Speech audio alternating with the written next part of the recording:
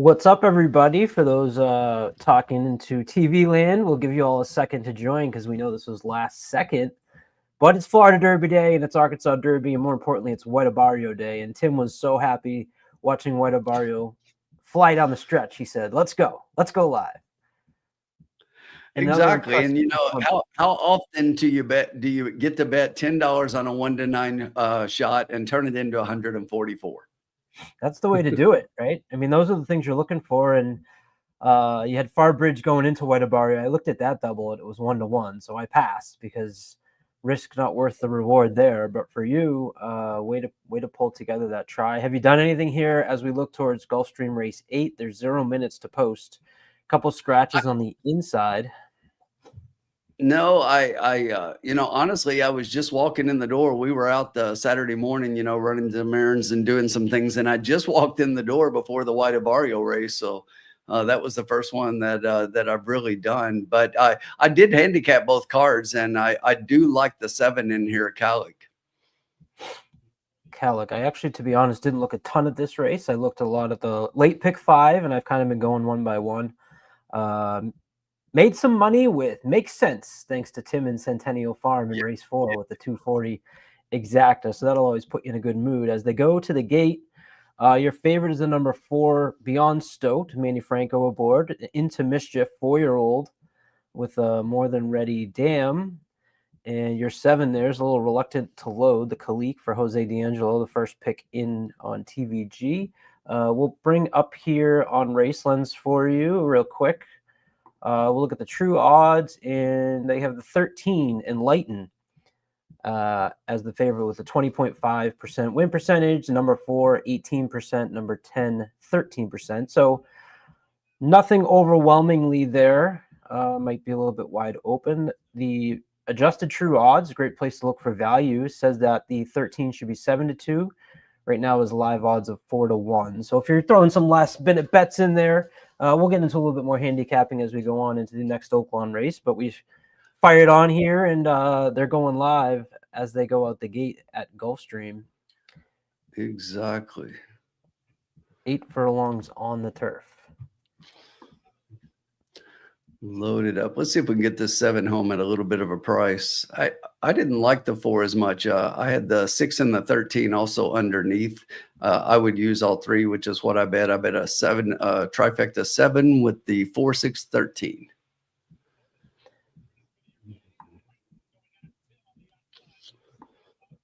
So pretty good start. It looks like the 12 is going to take the early lead as they head into the first turn here. You've got the 14 JP Hellish on the outside, down on the inside. I believe that's the 13, and Lighten right now back in 4th up on the outside. Looks to be the 11, and the 10 just inside that one. The 4's got a rail trip. Here comes our 7 right now sitting in 7th position. The 9 just behind that one. Then it's 8 and 6.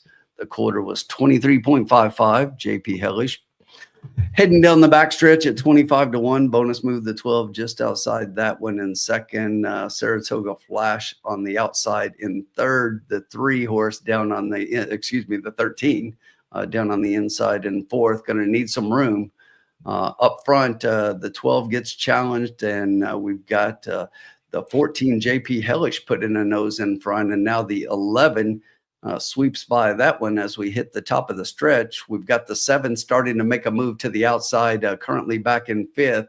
He just bobbled a little bit there coming into the stretch. He's got a lot of work to do. Saratoga Flash coming up on the outside. Late close here by It's All Coming Together. Here comes Sherlock's Jewel on the outside. Sherlock's Jewel got the momentum. It's going to be close. Photo. What a finish. Ooh. Sherlock's Jewel, and I believe that was also It's All Coming Together. IRAD at 19-1. So I love the turf races. How the turf race is always set up so nicely for those exciting closes. 4 horses down the stretch there. But that's why I was saying I didn't like the 4 much at all, and we never said 4 at all. 4 never got a call. Yeah, exactly. So some bombs. I believe that 12 got 3rd inside, so I'm going to call it 9, 10, 12.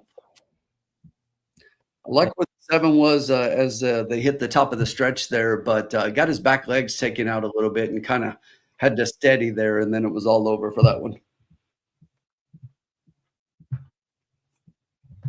What is up, Paul? Yeah, we decided we were talking in the chat about horses. I said, let's just go do this in person. It's so much funner to do it here with all of you, and maybe we can get some things together here. Hello, Rodney. At Tim, our white Barrio boy looked great. I was worried with Power Squeeze outside of him because I know he doesn't like horses to his outside. 2 times Breeders' Cup. Power Squeeze, Tim, she ran in a really impressive race, really incredible, trying to keep up, did everything she could. But when you're facing White Barrio at Gulfstream, you've got a tall drink of water, as they say. Tim, are you in Stable Duel today? Rodney is in first and second in the $5 game right now. You know, I am, Rodney, but I didn't play. I didn't play the $5 game. I played the big one today. They had the sponsored game, the Florida Derby Championship, for $40. I'm currently sitting in 17th, but I haven't played a lot of horses, so I feel pretty good about where I'm at right now. My higher price horses are yet to come. Absolute craziness if you're a Stable Duel player and you only get a $50,000 budget to buy all your horses. That because White Barrio was actually 1-9 on the morning line, it cost $20,000 to buy that horse. And here's the and I was not. I think it's craziness, but 6 people actually spent the money. So it makes no sense to me because you can buy 3 horses for the most you can get out of it is 60 points plus whatever the links of victory is. So, I mean, on a great day, maybe you get 70 points, but I'd rather take 2 $10,000 horses, which are not even any 10s, there's 9s that at least get me, second money. And if I get 2 seconds, I get way more money. So it's just like, I don't understand taking White Barrio there. The only horse I actually took in that race was Power Squeeze. I only spent $3,000 and got a nice 40 points with it. So people spent $16,000 or $17,000 more than me to basically get only 25 more points. Yeah, I don't get that.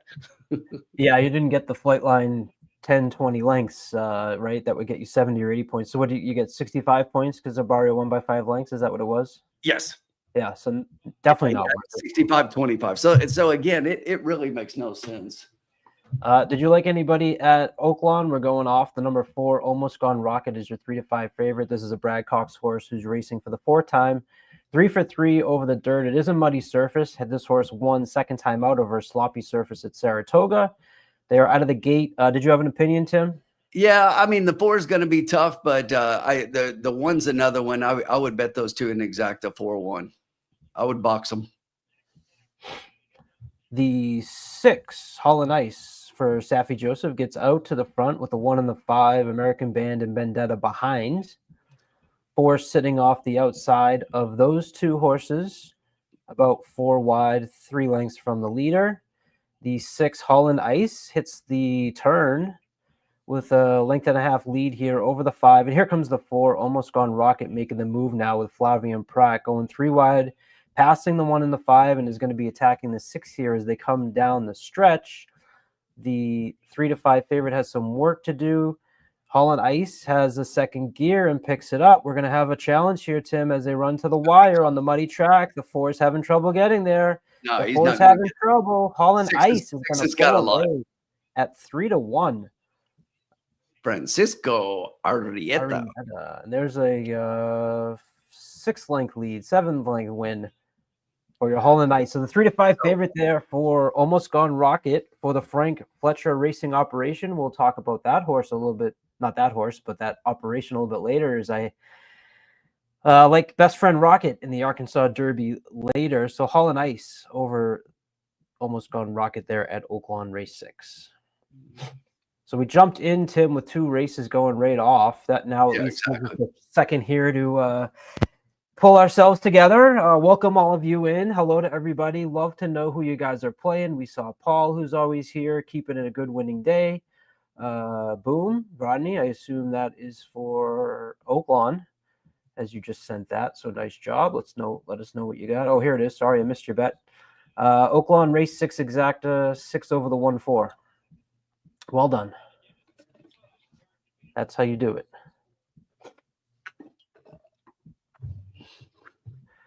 So we move on, as they say. We'll flip over back to Gulfstream. They're running these races too close. Yeah, exactly. We got two Hey, tracks but that have all the attention today. if you're in the chat and you guys are on X, Twitter, whatever you want to call it, if you don't mind, share that Trust the Prophets post that we just made with the live stream. A lot of people weren't expecting us to be on, so maybe you share that or like the video on YouTube, so maybe we can rise up and get a few people clicking and joining in here. So what's up, JG Funk? So we had an impromptu decision to go ahead and just come on live and bet the races here. Colin needed something to do. He was at home bored. For once in my life, my in-laws picked up the kids. They said we're taking them out to lunch, and after an hour sitting there by yourself and chatting in the Discord and on Facebook, I said, let's do it. Let's go. And you were the only one to respond. I thought Sean, who said love it, was gonna be here with us, but he loves things and then he never shows up. Only on Thursdays. I think he might have been saying love it to my bet that I had just posted. Oh. I misread it. Race 9 is next up at Gulfstream. We have the Queen's MG. Tim, the Queen's MG is a horse that I put in a future bet with Sovereignty. I did do an Oaks Derby double in the last future pool. And I picked a couple fillies, even though I haven't followed them as closely, but two that I'm high on. Both raced today, the Queen's MG and Quiet Side, who's racing over at Oaklawn. So that's going to give me a little sense of how that future double looks that I have. I think I have $10, both of them playing into Sovereignty. All my future bets are basically on Sovereignty in the Derby. So excited to see how Sovereignty runs back today. Don't think he needs to win for me to be not nervous that it's not going to be a Derby horse. I think there's some opportunities in that race that we'll get into as we talk here. I'm only here as long as my kids aren't here, so we'll see how long that is, and then we'll see. JG Funk, thanks for checking out Doubling Down. I asked in the chat if the 9 Major Dude was a single, and Tim, you put the 100 emoji right on it, and that always makes me feel better because my singles are always a little sketchy. As you know, I like to find the prices, and I hit 2 out of 10, and that's how I'm a break-even player, never a winner, and not too bad of a loser. But you think Major Dude in that turf race is a single on the card? Yeah, I really do, because when we were talking about Stable Duel a little bit, and one of the ways that I approach Stable Duel is that I look and you can't afford to buy all the favorites, and you can't afford to buy all those horses that cost $9,000, and you can't afford White Avario for 20 for sure. But I do try to get at least a couple of those horses. And when I looked at the card, the first thing that I do after I cap it normally. And then when I'm trying to build out my stable, I go ahead and I'm like, all right, where are my standouts to where I'm willing to spend that 9,000 because I think it's a solid. That was my first one. I took Major Dude first. And I really thought that that was the one that to me stood out. The way that I had handicapped it and looked at it, I think looks really good in that race, and I'm gonna ride that one. And that's the way I feel about it. We'll see whether or not it comes true. That doesn't always mean that's the case, but it's one that I really like. So that was one, and then let me see who my other one was here. Sovereignty. That was what I put on my pick 5 ticket that I was considering, was singling Major Dude and singling Sovereignty, because I think the first 3 legs of that pick 5, you could go a lot of different directions. Yeah. So to me, spread the first 3 and then maybe single. Yeah, the other one that I was willing to spend the money for, I was a little worried about spending it for Sovereignty because of, all of the things, the horse doesn't need to win, changing jockey, being on the outside. There are questions, even though I do like the horse to win. That's not what I'm saying. But when I was looking at horses that I thought were a sure shot, my first one came home. So it was actually my second pick, but that was back in race number 4. I took the 6 Beach Bomb. So I spin up for that one, who was 9-5 on the morning line, and didn't expect Sias to take him out to the lead early in that race. But he went gate to wire in that race, which was pretty exciting because it had me scared a little bit. It was a mile and a 16th race there, and he just went out front from the very beginning and just win. And we just talked a little bit about the track plan, and especially on turf, but the the dirt even there has been playing to closers a little bit. So he hung on he was going to get by the beat if the race slimmest of was margins. another 25 feet. By the slimmest of margins. Yes, he had 2 coming late, but I think he knew he was home. Saez knew he had the wire. He knew. They know how to get there. At least we'll say that anyway. But yeah, I got my first one home, so maybe I get Major Dude home as well, Sean. JG, I just texted Vinny. I sent him a picture of you saying this. I said, "Hey, Vinny, check this out." They just said, "JG thinks you know his stuff." Vinny's response was, "I can't wait to miss both legs of the ticket and have him take that back." So, Vinny's around. I'll see. Maybe we can get Vinny to join us. I know he's playing. He's popping it off in the chat. Race 9, Tim. Gulfstream Park Oaks, Grade 2, Philly 3-year-olds. I started off talking about the Queens MG, who I remember had that big performance backing up, winning the Schuylerville at Saratoga. Then I was there the day that the Queens MG won by 9 lengths in the Adirondack. I know I had her on that day. Came back in the spin away, a day I also was high on her and did not perform as well then. Ran in November, came back this year with a 3rd, and then got back on the victory with the Fasig Tipton Devonna Dale at Gulfstream Park right here. Safi Joseph, Irad's back aboard, 3rd time in a row. Currently at 3-1, was a 9-5 on the morning line. Where did you have on top here? Yeah, I get the Queens MG. I had the Queens MG 3rd, believe it or not. I really like 5G in here a lot, but I have a couple of questions. And, the one thing you can see is IRAD rode both the Queens MG and 5G last time out and takes the Queens MG over 5G, which makes sense. But I was looking and I just thought I liked Tyler on it until he got hurt this week. So now, we got Manny Franco getting up. So I think there are a few questions there, but I'll tell you what, I'm not taking either one of them on top. I've got 5G second. I'm going to go to my man Saez. He's having a good day, but I really looked at that last race for Anna's Promise, and I will tell you, look at the end of that race. This horse is extremely game. Watch the top from at least the top of the stretch here, Colin. And so we're watching the 3 here, Anna's Promise, and is on the lead, so has to fight all the way around at Gulfstream. And now watch here from the top of the stretch, and we're almost there as we buffer here. But so on the outside here, you're going to get Justin Kesso. The 6 horse is going to put a nose in front. And it looks like this horse might be beat a little bit. And if you look right there, the 6 looks really good here. And I thought the 6 was just going to blow by and win this race. But I thought Anna's Promise was really game in this race and fought back on the inside. And then here just starts to pull back away after leading all the way around and kind of found and like wins easy there at the end. So I really like that effort. I think that this horse woke up a little bit last time out. That was the 2nd time out, 1st time for the trainer. Now we're going 2nd time for the trainer, 3rd off a layoff, 2nd time with Saez. I like it a lot. And if I can continue to get a little bit of a price, I'm going to play Anna's Promise on top of the other 2, 7 with the 3-4. But I'm getting 6-1 right now. I like that a lot. Justin Queso, by the way, is an incredible horse name. I love that. That was awesome. You got a 2nd-time starter here with Dylan Davis aboard for Shug McGahee, who closed very nicely February 8th at Tampa. Put up an 88 speed figure. In comparison, that first speed figure out for the number 6 fits right in with this company.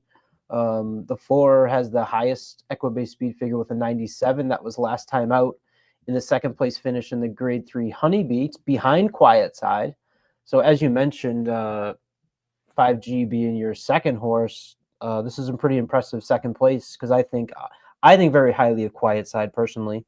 I do too. I had Quiet Side in that race at a price, and yes, that's why I liked 5G. But then the more I handicapped the race and just looking at that last one, I thought that was something. The horse woke up. The speed figures moved forward quite a bit. If this one moves forward again, I think Anna's Promise has a real shot at a price. But yeah, I do love the 5.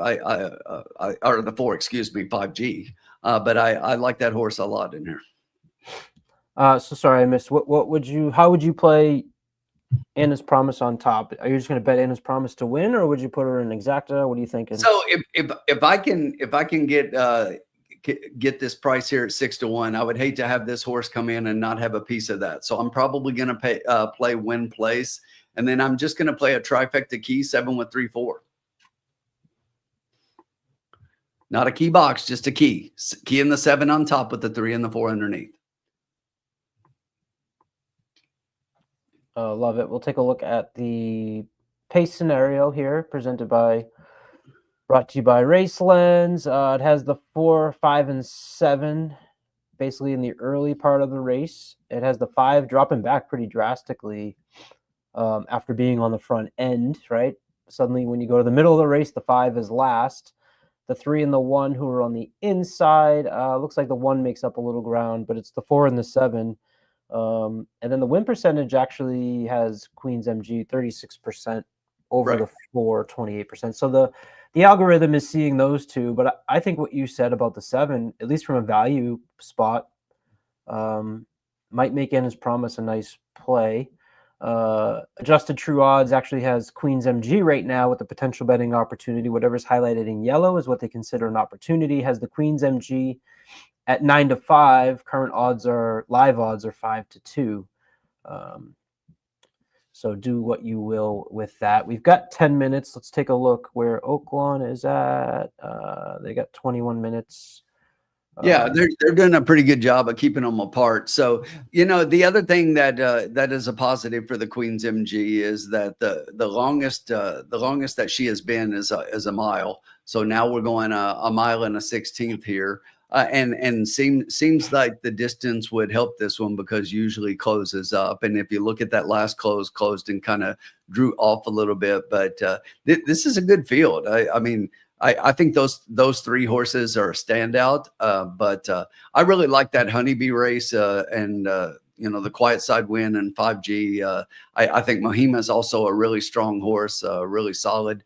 And that's why I kind of put, when I was going through in order, I saw Queen's MG and then I liked the 4 a little better. But when I got out to the 7 and then started watching a couple of those races, I just think there's something about it that just caught my eye. So when I see something like that, it's like even if the paper part doesn't match up to what I see on video, sometimes I will give that horse a nod and a chance, and that's just kind of what I see. But I think the paper supports it. I mean, when you really look at it and look at the numbers from a numbers perspective, to me, other than 5G has a speed figure 1 faster as far as buyers. What do your speed figures show between 5G and Anna's Promise? We'll look in a second. Just taking a look here. The number 10 is your number 6 running back for the second time here. So this was the debut of Cassier at 12-1 here at Tampa Bay. They went 22-45 at the beginning here, and the 10 battles between horses at the finish line, just getting the nose down. Let's go back and see if the 3 was on the front end. No, so it was the 7. Where's the 3? The 3. So the 3 actually did pretty well in this race to run those quick fractions early and hold on there. Right. So the 10's closing into a horse who was on the front end of a pretty intense battle at the beginning of the race here. So second time out feels like a little bit too much of a jump for me for the 6. I think the horse has talent. I mean, that's a pretty impressive speed figure over at Tampa, but walking into the horses that we just talked about might be too much, possibly. Yeah, and going 2 turns for the first time, the sprints are always going to have the speed figures. I think tend to be a little bit more forward as these horses go 2 turns for the first time. But I looked at this one a bit, but it would probably be my 4th pick in here. But I still think the other 3 are kind of head and shoulders above everybody else. So going back to your earlier question, the Queen's MG from a figure standpoint actually broke the maiden at Keeneland with a 97. That was as a 2-year-old first time out, then obviously took a big drop off next time, which is going to be pretty hard to repeat at 97. Then gets back into the range of 4.5 too. So yep, good point. And then you also get back to The Saratoga races, mid-80s, drop off in the spin away, comes back this year, does pairs 77, 77, 78, comes back again with that mid-80.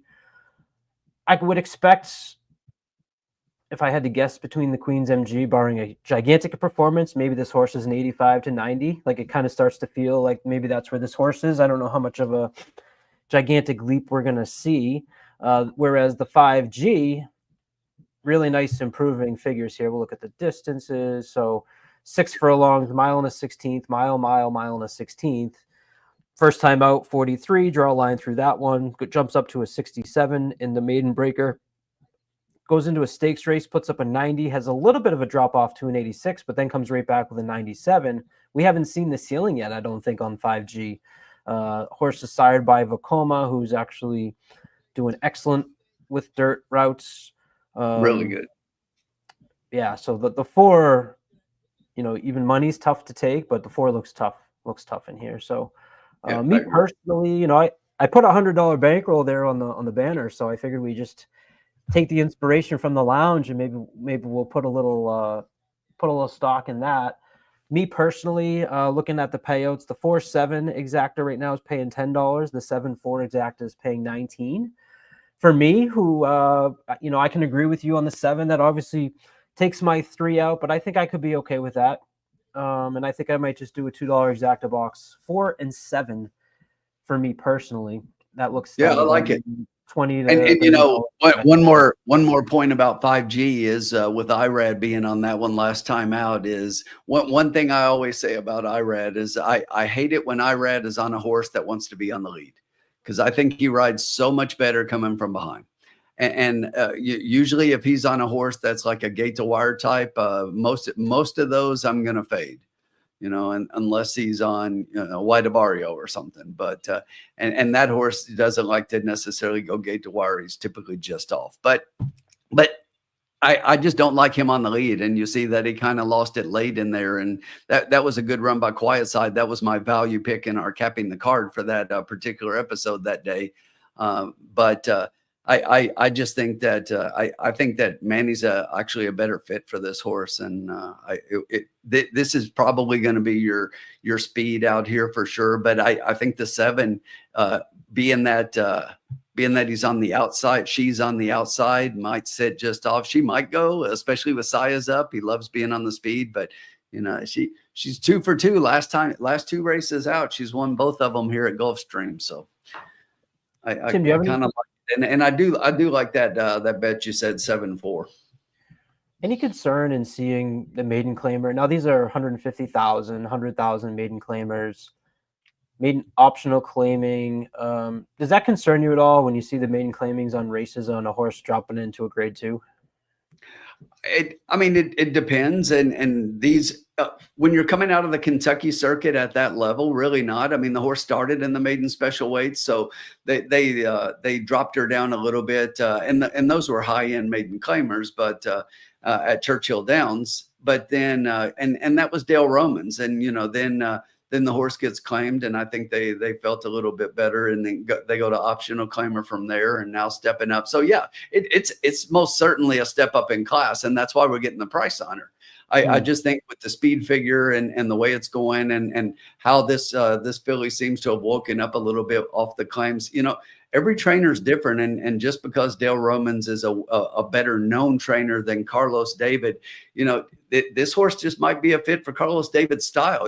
That's the thing. You just never know with these horses when they get in a certain barn, and maybe they just respond to the way that particular trainer trains them. And, you get something that kind of goes against the grain a little bit, and it happens. But clearly we've got, George Weaver on the 4, and obviously Safi on the 3, and, even Shug McGahee on the 6, and Jen Antonucci on the 5. All of these are better known trainers, but, sometimes you got to look beyond that, because the trainer doesn't run the race.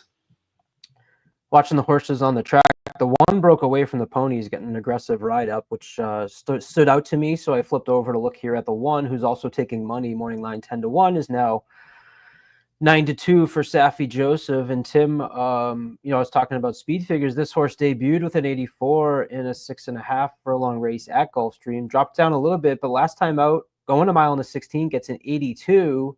That to me kind of signifies that this horse could absolutely take another step forward.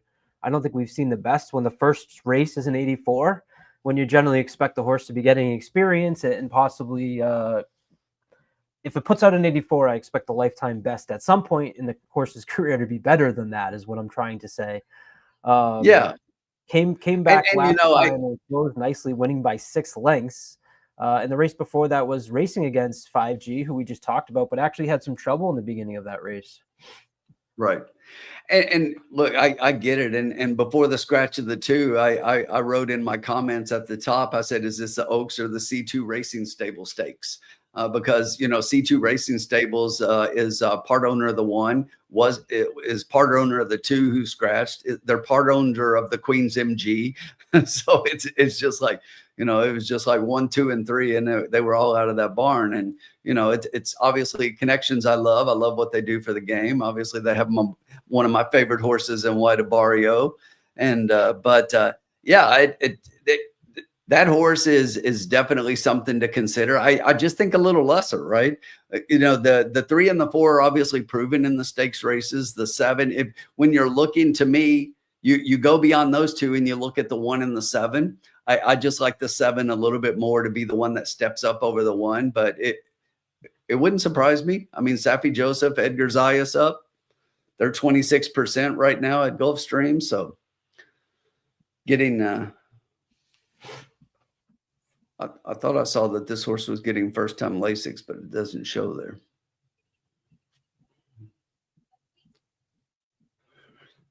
I guess last time out was first-time Lasix is what I was wrote here in my note. So I personally bet a $2 exacta box 4-7. I'm telling you, I'm really interested in this one now, though. Just make it the bankroll bet and take it out. The one is, yeah, we'll make an official bet here on my first one in a while. It's been a while since I've been able to meet you on the lounge. So here we go.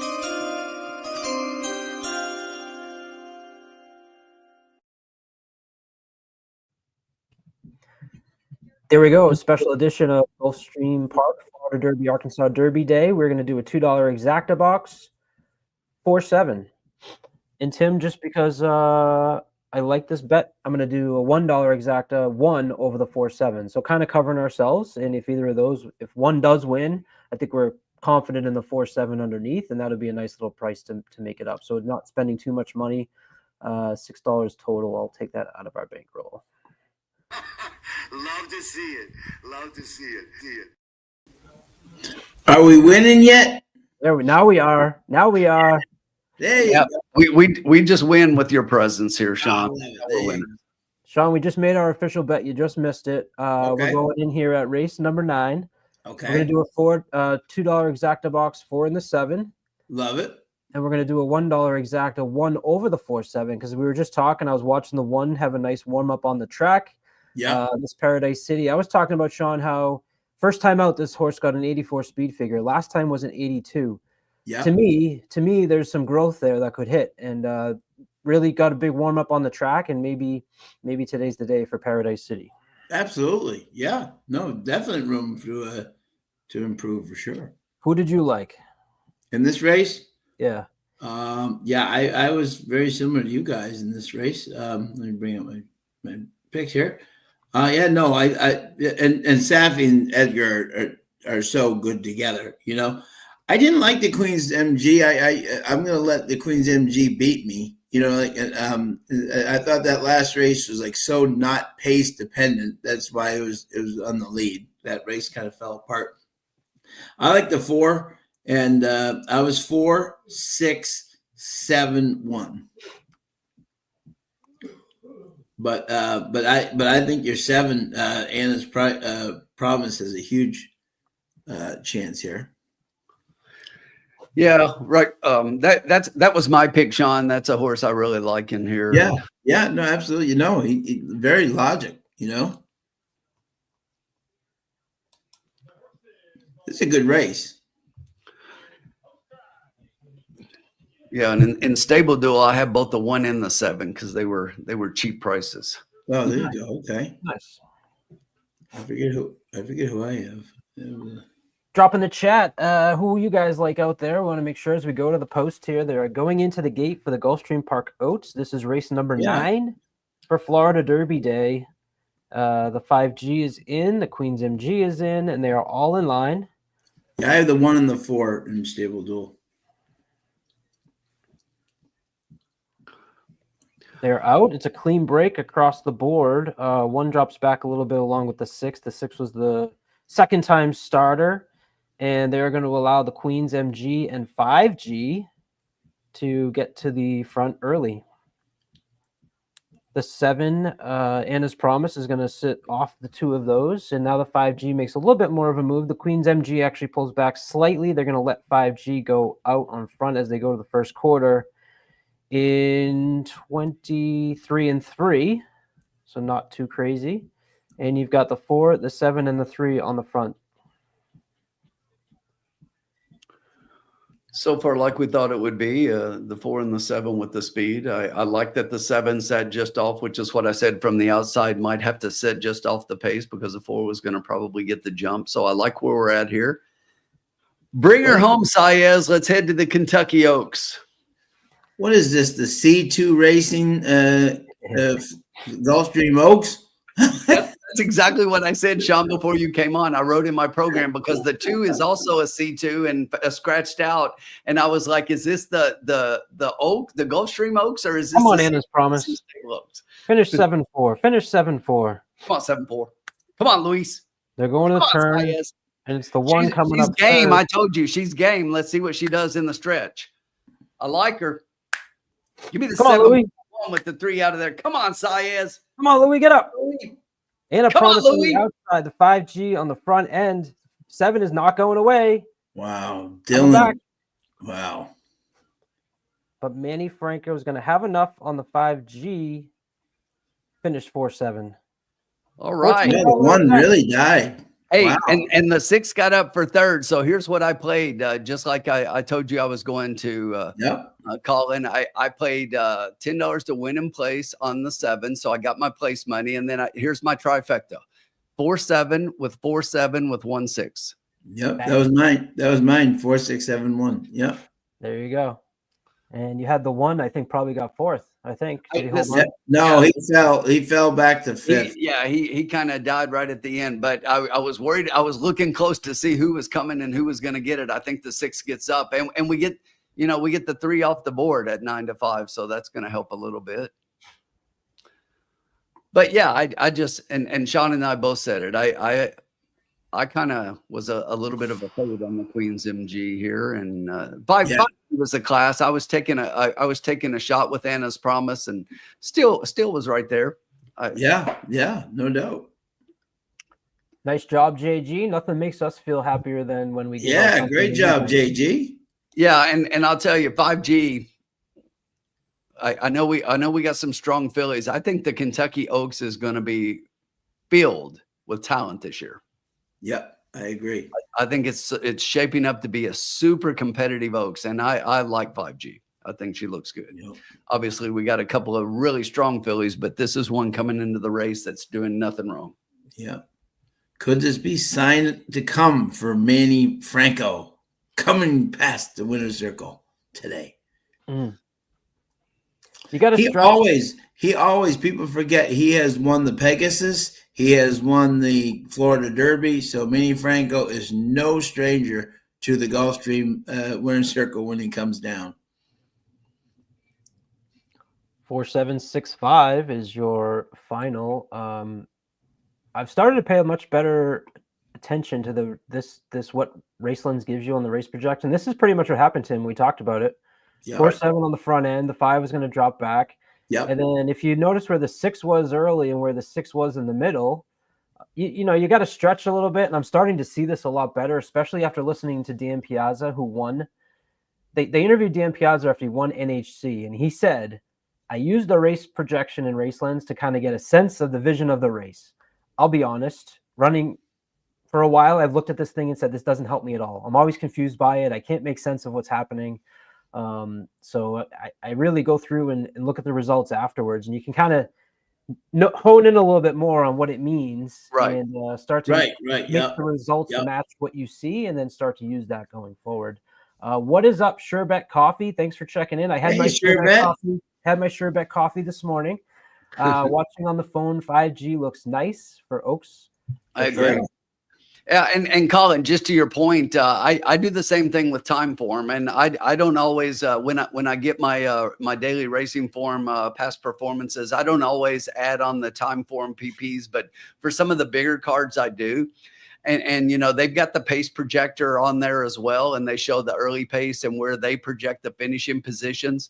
I never look at the finishing positions as far as let it influence my pick, but I do like looking at what they think on paper, the way their algorithm kind of puts the race early on as far as the pace projection, because then you go back and you handicap it thinking that, you know, even though you see a horse and be like, well, I want my horse to be in this position. Well, you know, that it kind of doesn't work out with the race shape the way that the pace is projected out on time form. Not that it's 100% accurate, but I'll tell you, it's pretty darn close, and it was here early on. But I like looking at that visual picture for early pace as well.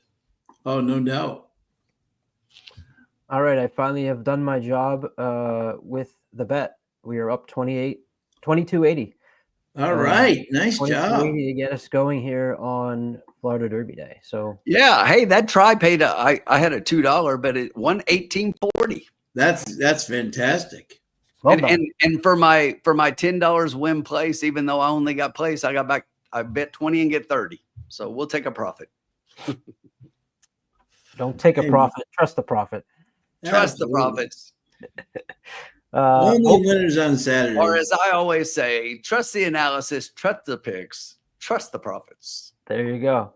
We'll skip over to Oaklawn real quick. I, to be honest, didn't look much at Oaklawn today.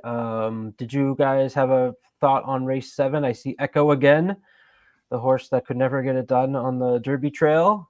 Your Springboard Mile favorite, who failed miserably against Stormy Atlantic, I believe, that year. Yeah. What'd you guys like in race 7? At Oaklawn? At Oaklawn. Did you look at Oaklawn today? Yeah, I did. Yeah. I think Disco Ball is going to, now remember, it's muddy out there today. So that changes things. But I definitely think that. Upgraded to good, Sean. Oh, it's good? Okay, good. Yep. Okay. That's nice. I've seen that. I think that Disco Ball is going to be tough in this one. For Jose Ortiz. Likes the out of orb. There's still moisture in the track, you know. Yeah, I like Disco Ball. A horse I like a lot in here is Favorite Outlaw, the number 10. Yeah. So this one's coming off a little bit of a layoff, been off since late February. So got a little bit of a freshening here. Got a nice 5 furlong, 1 minute and 3 back on the 22nd of March. So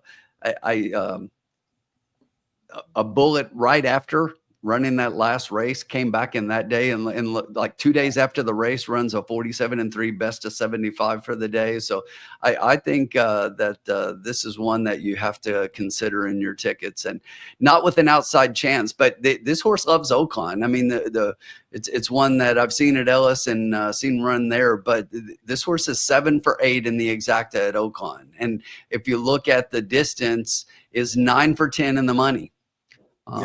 3 first, 5 seconds, and a third. So how do you throw Favorite Outlaw out of your verticals? And you know, the answer is you can't. So I do like Disco Ball, but I'm going to include the 10. And one more I kind of gave a little bit of a look at here. There's some names in here, you know, like Carboni, and you said Echo again, and even Navy Seal is one that in the past I've wagered on. But if I'm looking for a little bit of a price, Friar Lawrence, number 9. Okay, this was a horse that was favorite last time out.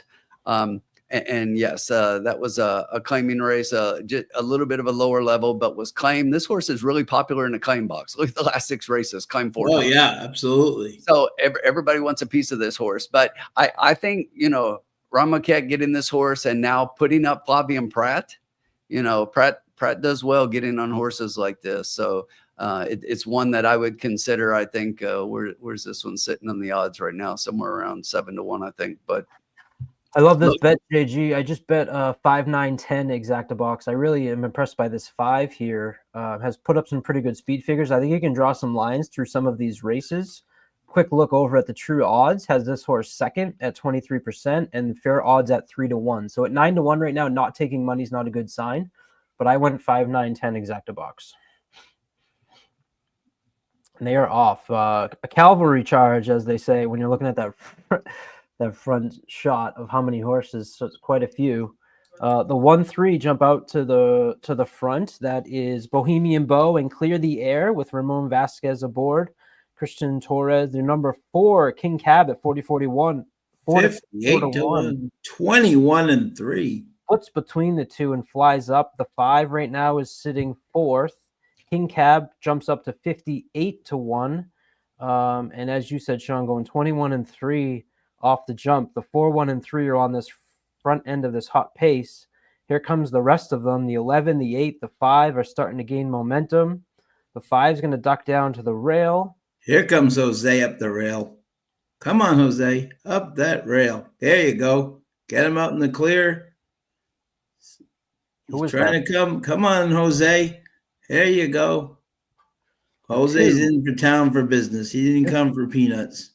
Disco Ball, 3-1 favorite, goes 2, 7, 11. 11. Love it. 3-1 gift.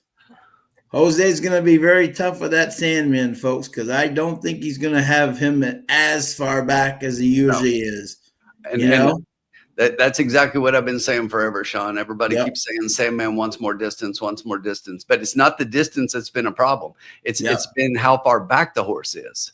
Yeah, and he's going to have some good pace, I think, to run at today. So definitely, so Jose, if he does exactly what he just did with this horse, Sandman's going to be one tough customer today to have a real chance.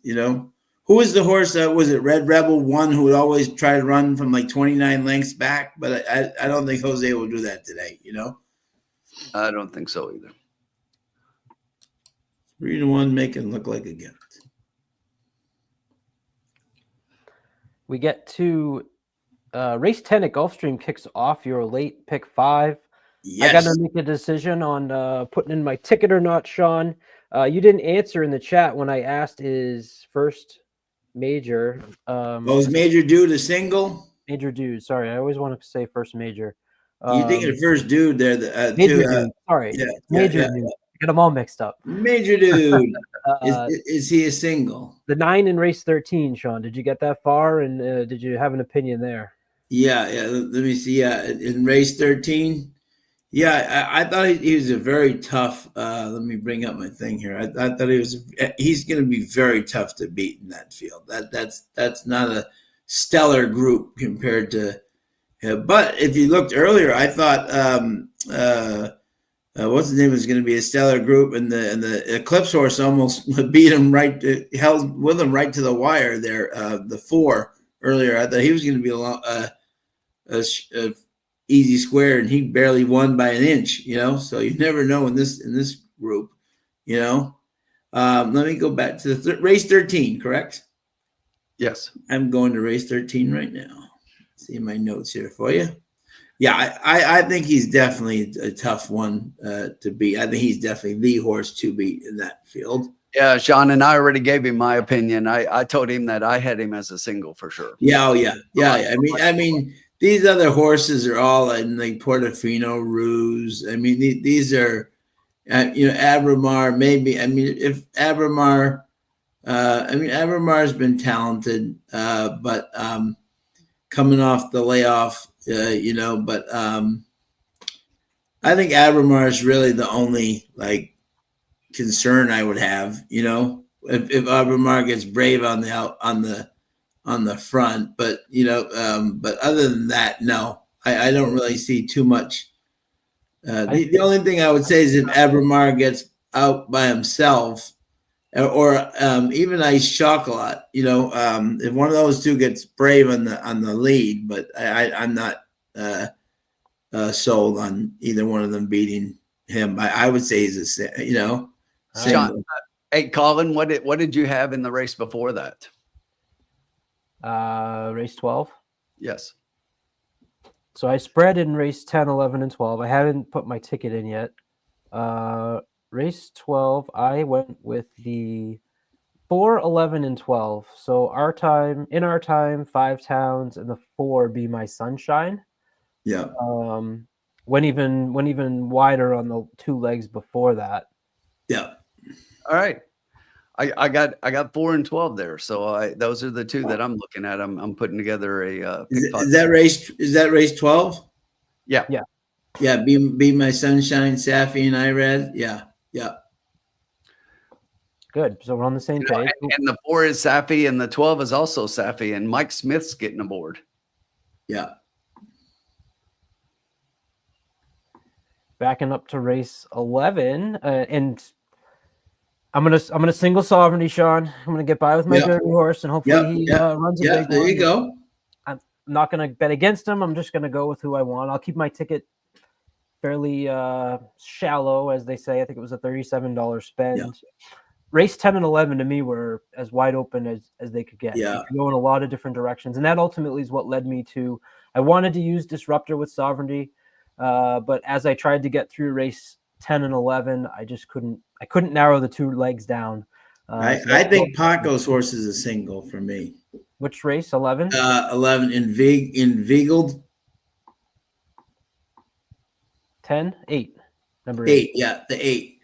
For Jane Sibeli. Okay.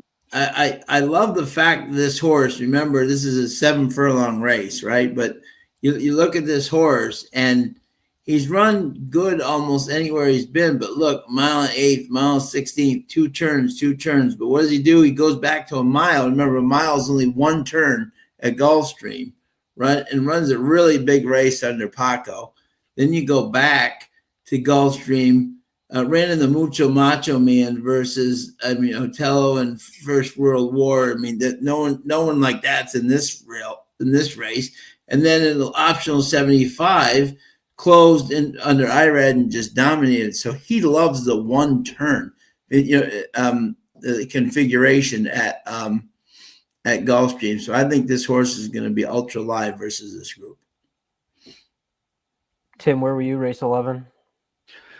Yeah, I definitely have the 8 on top. I totally agree. The 8's a favorite. I do have a couple of horses that I like in there. I like the 3 quite a bit. Manny getting up on the Safi horse. This is one been off since January. Took a little breather coming off the layoff. That last race wasn't bad. Another one that was supposed to have Tyler up for Safi and gets Manny instead. This horse has put together a couple of nice workouts coming into the race, a really nice bullet on 14 March. So for Ken Ramsey, always an owner that I follow. He's, year in and year out before his wife passed, Ken and Sarah Ramsey at Keeneland, they were like the winning owners, like Sure. beat out. They were like tops, and they've got great horses. And this is a Constitution, Sean. So Yep. Yeah. Sean, love the 3 a little bit, but yeah, and I just think fits. But I do think the 8 is the favorite there. I don't think it's a single. The 3 scares me a little bit. I do have the 8 on top with the 3. And then after that, I think it kind of gets muddy. So I think you could go too deep there and be comfortable. I wasn't comfortable. So I had those 2, but I kept going. I kept going, and I think it's a big drop after those 2, and the way that my numbers work out. Yeah. By the way, for everybody who's watching, who's been playing Gulfstream today, definitely put in your stable duels the horse Makes Sense, who ran earlier for Centennial Farms. Just missed. Irad it was his first time start. He wants a little bit more distance, but he had to duck inside and still almost got up the rail, but he's got a bright future. And this is one he outworked Disruptor 3 times in the morning. So the longer he goes, the better he's going to get. So definitely makes sense in your stable duel there. Very high on this horse, and as I read said, if he didn't have to duck down to the end and still try to go up that way, he would have won for sure. What about to start the pick 5 off, Colin? Oh yeah. All right, that brings us to race 10, the race that we are on now. Race 10. Okay. Yeah. I was 5 deep. I was 5 deep. Love it. 2, 3, 6, 9, and the 10. Man. So I was spread quite a while. Is there ones I can knock off? And who did you have on top, Tim? I'm going to be honest. I think the 6 is. I'm going to do a ticket right now, and I'm going super skinny, and I'm singling the 6 in this race. Really? Wow. Okay, I like it. And here's the thing. I thought I was getting a price on this horse. Mm. The horse was 9-2 on the morning line. You've got the 3 Love Charity, which was 5-2 on the morning line. The 2 Mrs. Worldwide I knew would take money was 4-1 on the morning line. And I even thought that Classic Q had a chance of taking a little bit more money as dropped down to 4-1 over the 6. But now you see the 6 is a favorite. And I thought that all along. And the 6 is a horse I loved. And so does evidently the public, because that's where all the money's going right now. Yeah. Where do you think, Sean? This is the Manny Franco show today, folks. I think this 3 is ultra live. Love Severe. Mm-hmm. I think this is a horse definitely. I think this is. I mean, look at Savetta getting 2-1. I mean, I was like you, Tim. I was 3-6. So there's no. You mean I have no problem with the 6 is ultra live in this race. But I thought the 3. I liked both races that this horse ran, and I think today will only help this horse again. Well, and I've got the 3 second pick. I just love the 6 that much. But I mean, based on your opinion, I might just add the 3 and double the cost of my ticket here for my pick 5 just to make sure I'm covered. But Colin, I mean, and if you're comfortable going more deep, but that Sean and I both are kind of betters of conviction. It's like, skinny to win it. Yep. Yeah. Amen. Yeah. Amen. Yeah. Yeah. I mean, you saw what I did in the White Barrio, a $10 straight trifecta. Yeah. Yeah. Right. Yeah. Right. Yeah. Boy, the Philly. You got to give the Philly credit. She stayed right with him for a long time there. Power squeeze. I thought she would quit, and at least she stayed with him right until the top of the stretch. JG Funk said he kind of likes the 2. The 2 is my next pick. I've at 6-3-2. Yeah, JG. Yeah. Well, it's a little inside joke, Pitbull here on Trust the Profits. So, Mr. Worldwide, this is the wife, Mrs. Worldwide, Pitbull. Yeah, and JG Funk, I totally agree, bud. I think it could go to any of them, and that's why. But I say this all the time. I like taking a stand and just putting in a simple ticket. And look, it's not as wide open as I see it when I say I see the 6 as a single. Just in my eyes, I'm like, man, I just love this horse that much. I'm just going this way, and if I lose, I lose and move on. Right. Yeah. But you're right, and that's why I kind of like singling here, because it kind of if you like a horse, if you're just trying to cash, you've got the people that throw up the caveman tickets and go 10 deep in every race and then brag about their $100 try that the $100 pick 6 that cost them $2,000. Well, I don't know who that is. That's not me. No, I'm not talking about anybody here. I'm just talking about the tickets you see on social media. Yeah, it's just right. Get crazy. Even when people get like the $1,000, pick 5s and 6s, and it's like they get $1,000, but it costs them $400, $500, $600. I'm like, you can get that on like any 2-1 favorite, right? And it's just like I don't get it. Yeah. It's a lot of work to double your money, and yeah, I agree. Yeah, and a lot of risk. Here's I think what I'm going to do: 2, 3, 6, 9, 10 with the 3, 5, 6, 8, 10, 4, 11, 12, and then singling Major Dude and Sovereignty to close it out. $37 to me is skinny when you're talking pick 5s. I know I'm not an $8 and $10 skinny ticket like Tim, but for me, that's manageable, especially when I had the nice hit earlier with my exacta. So we're playing with house money, as they say, and Yeah. that will be what I put in. Yeah. You know what the craziness is, Colin? So out of all the ones you're spreading in, I'm spreading in one race. I'm going 5 deep in one race. You want to take a guess which race? The fifth, What's that? the last leg. You got it. The Derby, man. It's just like yeah. I look, I love Sovereignty. You know where I've got the horse in our polls and how much I think about this horse. But with everything going on and all the dynamics, I'm going 5 deep here. I'm going 1, 4, 8, 9, 10. And it's just like I'm making sure I'm covered. And I think that covers it. And it's crazy because and because I like horses in the other races and 2 or 3 of them. 2 I've got what I think are really good horses I like as single, and then another one that I may go too deep now with Sean saying he loves the other horse that I like as well. But still in this race, while I love Sovereignty, there are questions, right? Oh yeah. Yeah. And these kinds of races in the preps, especially as you get closer to the Kentucky Derby, the horse is in, doesn't have to win. And we've seen this before. So, right.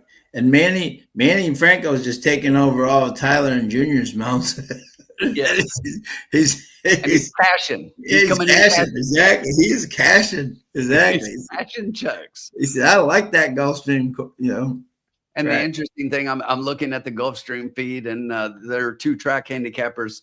Ron Nicoletti and Samantha Perry are both on the 6 on top. Yeah. That's mine as well. For the lounge, we usually do bet within the race, so we won't go vertical or horizontal for our bet with the lounge. So, Sean, do you want to take this leg as far as putting a bet in for the people? Yeah, let's keep it nice and simple. Let me hold on. Let me.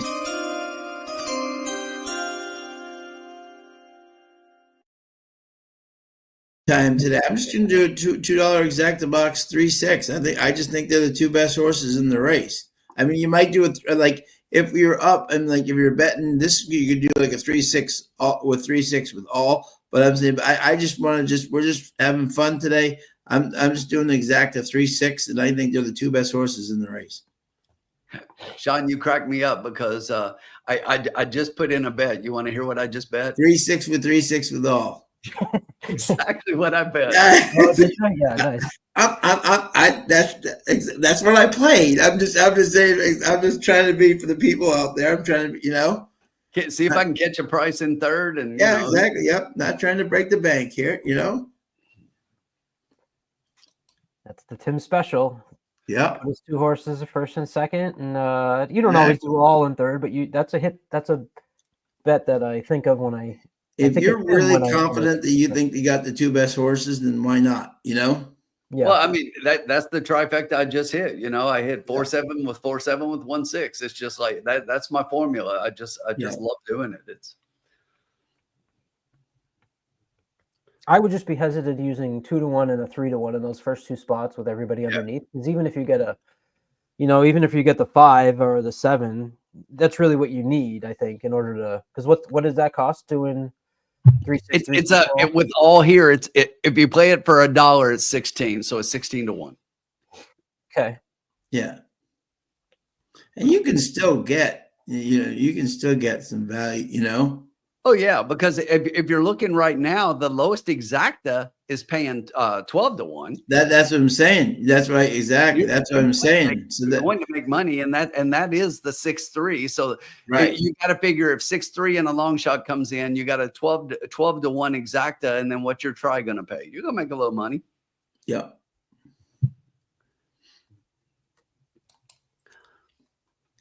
All right, I'm tailing the lounge. I'll do the $2 exacta box 3-6 as well, along with that pick 5 that I just put in. I will remove that from our 122, so we are up to date walking into the race. All right. Anybody out there? Let us know. JG, what do you got? Sure bet. Who's out there in Radio Land that'll let us know what they're betting here for race number 10 on the Florida Derby card. Rodney, you still with us? What are you betting? I know what Rodney's waiting for. Yeah. Matticat Road. Manigat Road.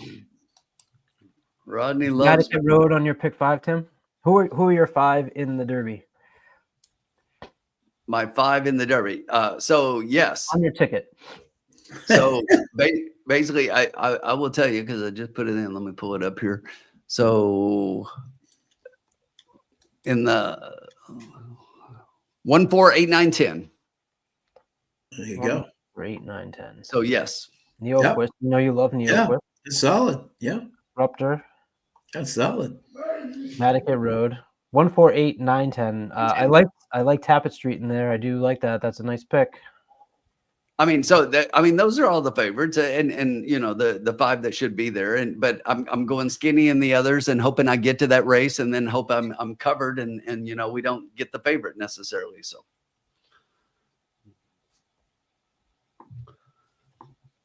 These days are fun. It's fun when you got 2 tracks that are got big cards, and you can kind of bounce back and forth, and everyone's talking about it, and like the PPs have been out long enough. You know, it's not like we got them. Although I, to be honest, haven't looked till Friday night just because of my schedule. But for all of you that get to dig into them on Tuesdays, Yes. and Wednesdays, and come in prepared for the day and decide which pick 5 you're going to play, which favorite you're going to play against. Obviously, Farbridge and White Barrio were logical singles earlier in the card. We'll see how we make out later in the card. And this is all building up for not only a week from now, come down to Bluegrass and check us out, but a month from now when we'll be doing this for Derby, which the top of the mountain, as they say. it's crazy to think that it's getting that close, isn't it? I know. It feels like it's Lecomte weekend. It's like, is the Lecomte this weekend? Well, if you're in Boston, the weather would make you think that it is, because I went to. Oh, no doubt. Yeah, it's miserable. Is it cold? It's God. beautiful here today. I was sitting outside before Miserable. when you said you wanted to get online. So, but it's gorgeous. I was sitting outside in a short sleeve shirt. Our temperature right now is 75 degrees. Yeah, not here. My Not mom here. My Not mom even lives close. an hour north from me, and I talked to her this morning. She said it was snowing. That's crazy. And I was outside at a 6-year-old soccer game for an hour and a half. And by the end, not only was it cold, it was raining. So by the end, It was 36, windy and rain. Yeah, exactly. Yeah. I'm still not warm from that soccer game this morning. Hmm. So, guys, weather update for next weekend. Yeah, did you see it? I looked this morning. So here's the thing, though. I was looking and you know I looked closely, and the chances actually, you know, it's low 20% most of the day. Now it's a 75% chance there's rain at some point of the day, but I think the biggest chance is towards the end of the card and later that night. But when you look at Saturday, which is when most of us are going to be there, the chance is lesser, and the total rainfall anticipation is less than an inch. So. Okay. And so we might get a little bit of rain, and the temps will still be okay. Friday 68, Saturday 70. Yeah, the thing I like is that the low is nothing less than 50. You know? Yeah, the low is actually 57 on Saturday morning. Yeah, the which is great. low on Friday is 60. Now Sunday morning will be a little bit chilly when we go out there Sunday, but chilly 48 for you Bostonians. That's balmy. Right, exactly, and that's exactly, absolutely. And you know that's the low in the morning, so it'll warm up that afternoon to a 61. So. Yeah, absolutely. It should be decent. I think it'll be okay. Even if it's a little wet, I don't mind. For me, that's perfect workout weather in the morning when I get there at like 6:30, you know, in the morning at Keeneland and the workouts. That's perfect weather when it's like 50, 55. Who's working out? Who's working out? You or the horses? Me, both. Both of us. Exactly. No better thing to watch. 57 is a t-shirt and short weather for us, Sean. Yeah, absolutely. That's what I said. I said the coldest it'll be is Sunday morning, 48 degrees, and for you Bostonians, that's balmy. That's balmy. That's nothing. All right, we're headed towards the gate. 0 minutes to post here. Crossing over to the turf course.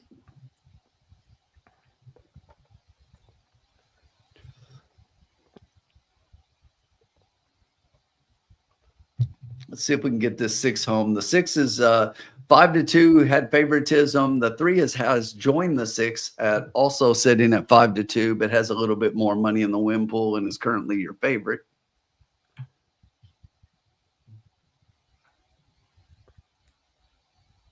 Now transferring over. There we go.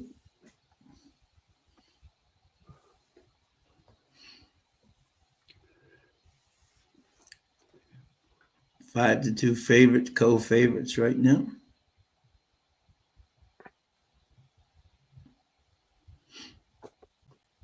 We got a little rain down in the Gulfstream, which Thought I saw that. yeah, which means that this turf course is not as firm as it was about 2 hours ago.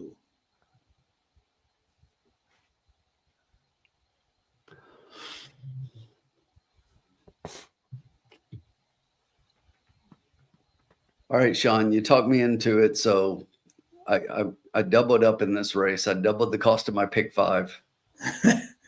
I went from 15 to 30. Yeah, a little less skinny, exactly. A little more meat on the bones. 30 skin. Is 30 still skinny compared to what most people do? Oh no, absolutely, absolutely. You let Sean throw it. I love this horse, and not, and if you like it as well, not put it on your ticket. Yeah, and I do. I mean, it's my second pick. 632 is the way I've got it. Yeah, and you can tell early that Manny's come with the mindset of I've come here to win, you know. And then that doesn't mean the Sovereignty's going to win. I'm just saying for the whole day. Never mind, you know.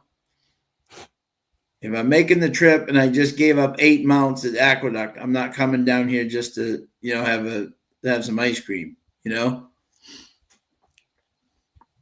He would have had What's up, Alex? He would have like 8 mounts at Aqueduct today.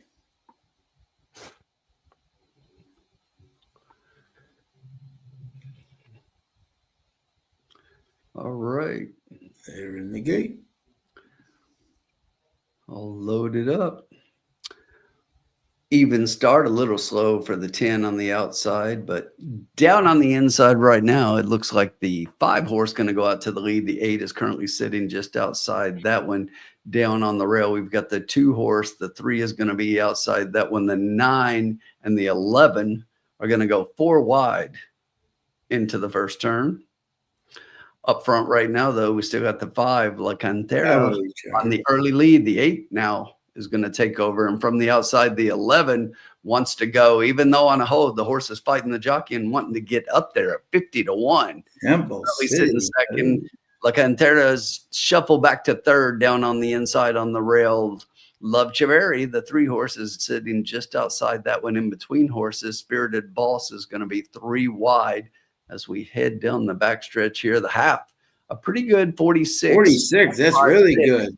We're smoking up front. We're smoking. The second group of horses is starting to close on the first. Here comes the 9 with a move, the 10 on the outside, that one. Further back, we've got that 6 on a run. As we hit the top of the stretch, the 6 is going to 3 and 6 go wide, together now. but has a lot of momentum. Spirited Come on, Balls Manny, get him out. Come on, 9.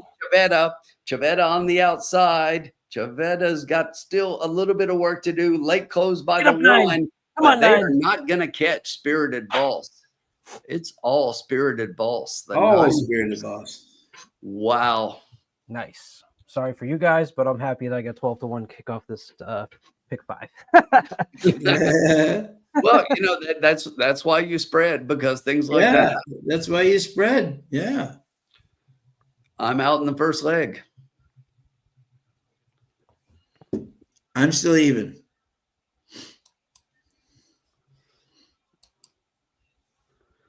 Who let this guy in here? Yeah. Who, Alex or me? What's up, Alex?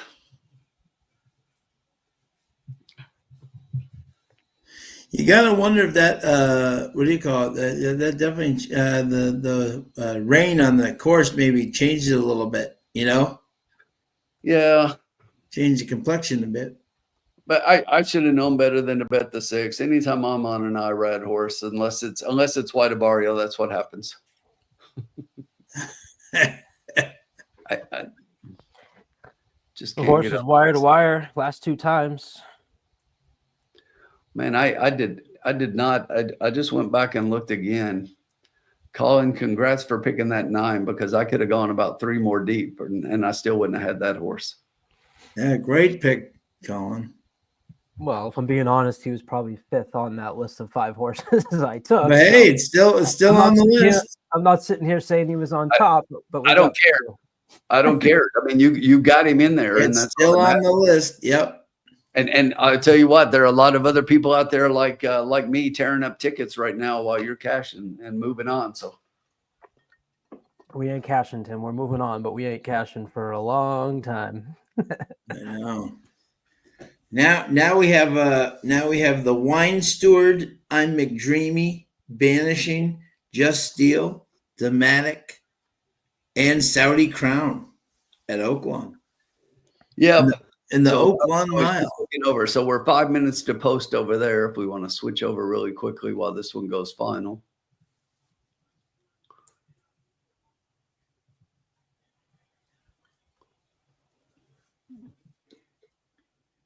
Saudi Crown. Emmanuel scratched out and Payne scratched out.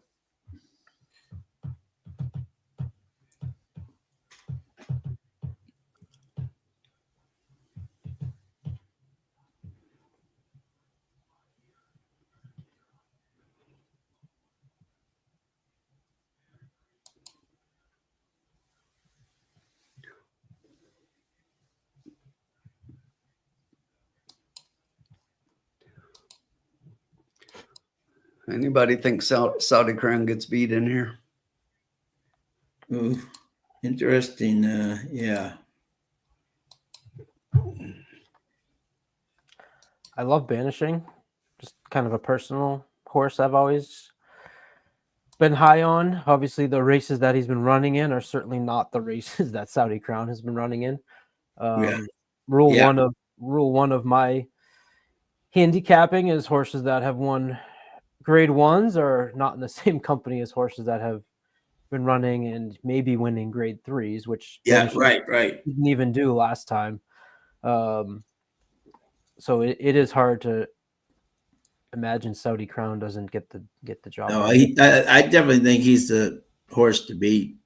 So be a race. I don't not a single. I don't bet these kind of races. It's just 6 horses, and it also helps too that the 2 horses out, behind inside him scratched out too, so he's closer, even closer in. Yeah, picking horses knows what's up.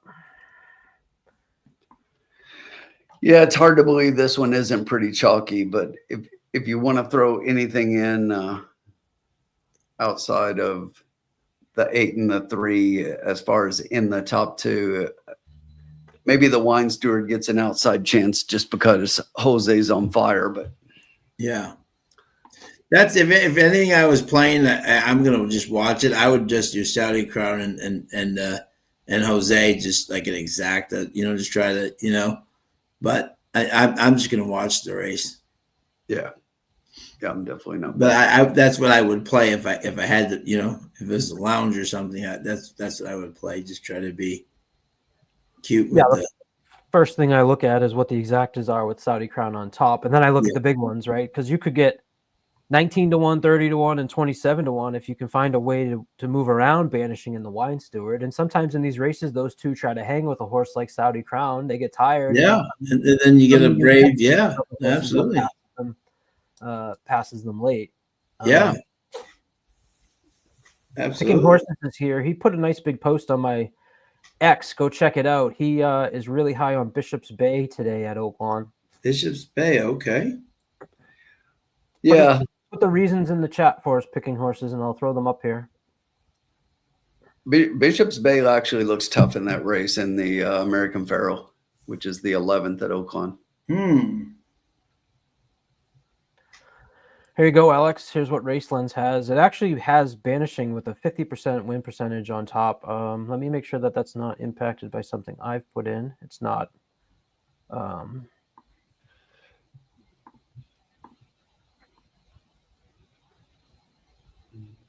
We can apply some weights on speed, class, and form. Have the system decide to put more weight into those. It actually still likes Banishing.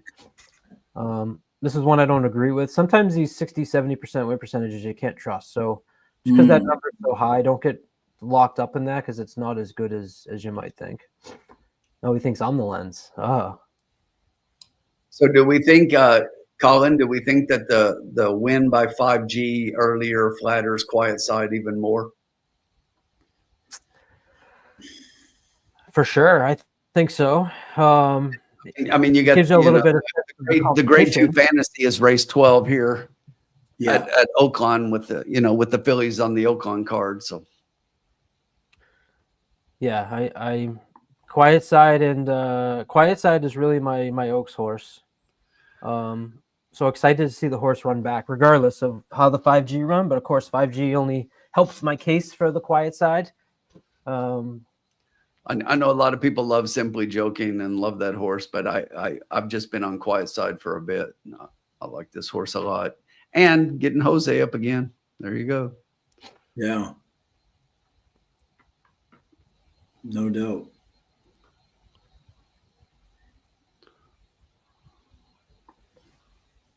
This was the ice cold pick 3 picking horses headset on my X. So picking horses is going to take Simply Joking in between. All right.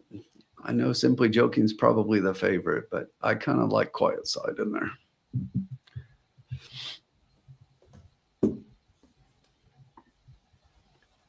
As a matter of fact, quiet side is my sneaky favorite to win the Kentucky Oaks right now. Quiet side? Yeah, I love her. I love that filly. Oh, it's not sneaky for me. She's my girl. I have that's like I was saying, I bet the $10 future Oaks Derby double quiet side with a few others. The Queen MG was in that list. Into Sovereignty. I actually have it right here. Who is it? I have Ballerina de Oro, Fondly, Muhima, Quiet Side, the Queen's MG, all into Sovereignty for $5. Sorry, $5.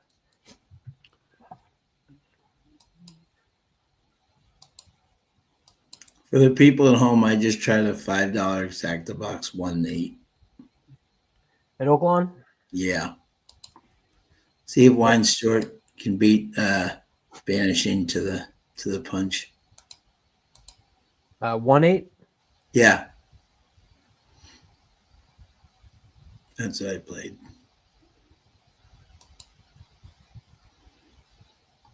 Jose's on fire. He really is. He's riding good. I think Saudi's the better of this group. It's at a mile, which I think is, he's getting a little older. I think that's exactly where he wants to go. What about the craziness of race 10 at Oakland though? Yeah. 10 horses in the field and 6 of them scratch. I know. Isn't that amazing? Nobody wants to face Wendelson. We are off at Oakland. Pretty even start other than the 4 from the outside, the 8. There goes Saudi Crown, just like most people anticipated. Saudi Crown is going to be the early leader, maybe. The 3 down on the inside. Banishing wide. Yeah, the 3's wide. Wow. So Banishing is out on the outside. Then down on the rail, you've got the Wine Steward, all the horses we thought would be there. I'm McDreamy trails those. And then it's another about 4 links back to Just Steel and Dymatic trails the field up front. Saudi Crown got about a half length lead over Banishing. Down on the rail, that's still the Wine Steward in 3rd. Everybody else is kind of dropping back at this point. The quarter 23-16, the half 46 flat. Saudi Crown and Banishing, it's going to be those 2. The Wine Steward is starting to make up a little bit of ground. Here comes Jose as he got the horse to do it. Those 2 still up front. But besides the top 3, it's another 8 links back. Stop Banishing. Just Steel. Stop Banishing. Saudi Crown still in the rail. Still game. Banishing outside that one. No, Wine Stewart's got nothing. The Wine Steward is starting to fade. Wine It's going to Steward's be got those nothing. two up front. It's Saudi Crown and Banishing, Banishing and Saudi Crown. Banishing looks to have some momentum. Saudi Crown fighting back on the inside. Banishing on the outside. Here comes Banishing. Nice. Banishing with the win. Saudi Crown gets second. The Wine Steward up for third. That's a little bugger of a horse who was gelded, had some rough races, pulled up, went to the ambulance at Saratoga, and since coming back has now reeled off 1, 2, 3, 4, 5 out of 7. Yeah. John Egan is taking the Training Day movie horse Sandman. I don't get that reference. What if Is there a character in Training Day named Sandman? Not sure. is that No. that's not Denzel Washington's I don't know. I never saw it, so I don't know. great movie. I haven't seen it in many years, so when he says that, can't think right off the top of my head what the connection is.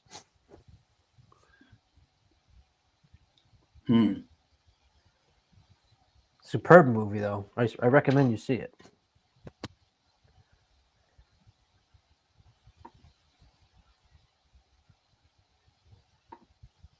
I got the alert that my kids are on the way home, so There you go. the fun's about to end for me. Yeah.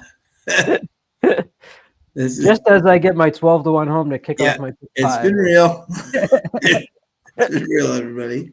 We'll hang as long as we can, but Yeah. you're gonna hear some people hear dogs in the background. Mine will be the stomping of feet, and then the Zach. Yeah. the yelling of kids, as they say. This is when you text, "Hey, hun, can you stop at the store? I'm short on something. Can you just stop and get it for me?" Can you go grocery shopping tonight with the kids now? Yeah. I really, really need this. You got to go to New Hampshire to get it. Right. There's only one store that sells this brand.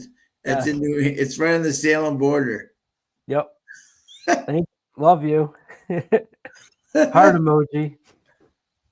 The flavor man gets. There you go. Race 11, the Army Mule Stakes, 4-year-olds and up, over at Gulfstream. Yes, happy baseball season for sure. Colin just had his 20th opening day. Imagine and that. Nesson the other day. 20th opening day. Goes by just like that. I know, amazing, huh?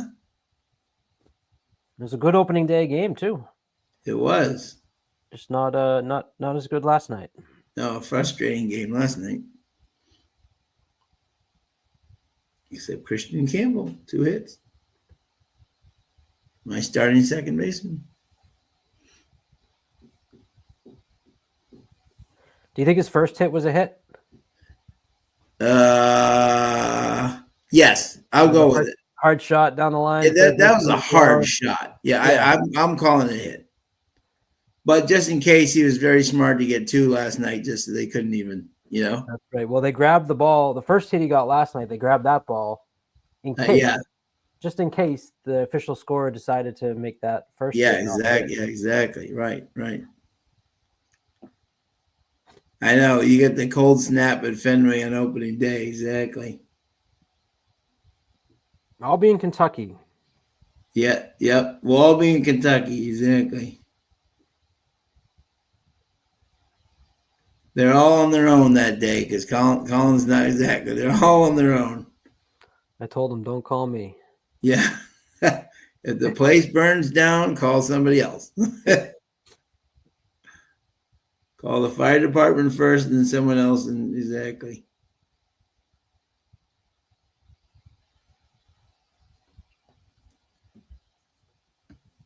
How long do we have until Gulfstream?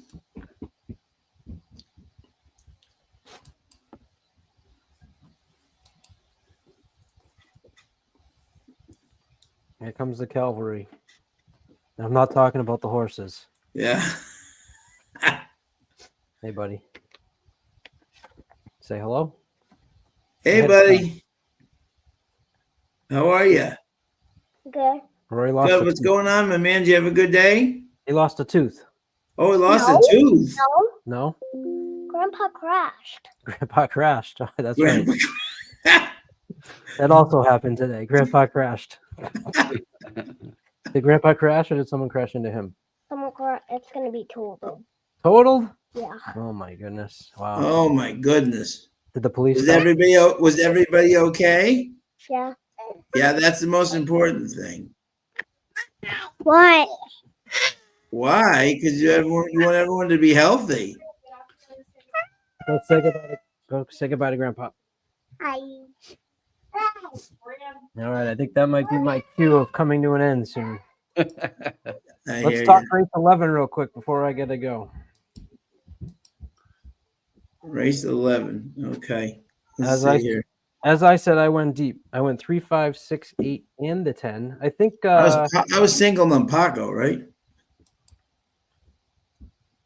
I think. he was the one that you was it Paco? Yeah. And the 8. Oh, the 8. Yep. You had singled the 8, and Yeah. Tim, I don't think you ended up saying where you were. You liked the 8. I do 8, 3, 10. I do like the 10 a little bit underneath at a price. That's my price horse in here. 3 and 8 are my top horses. The 5 would be fourth for me. Yeah. But I mean, when you're talking 3, 5, 8, and 10 for you, those are my top 4. Just Yeah. obviously not in the order of 8, 3, 5, 8, 3, 10, 5. Right. You said yeah. Okay. I think this 5 is getting played at 2-1 only because of Pletcher and Irad.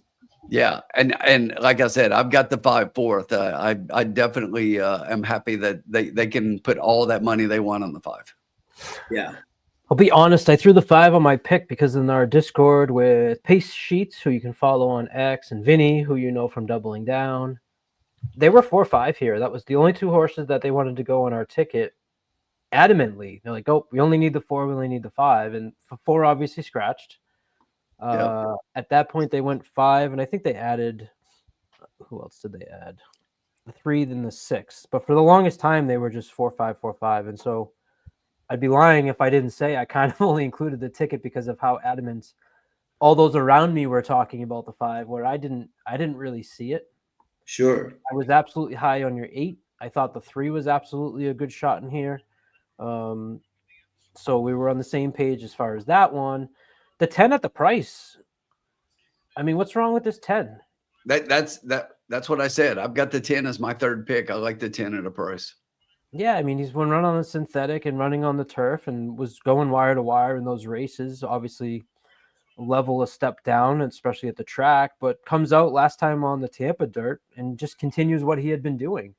I love the versatility of doing it over synthetic, doing it over turf. And then if you're getting 30-1 at the time, 12-1 now, if I'm going wide in a leg, right, this isn't a horse that I'm gonna get beat by.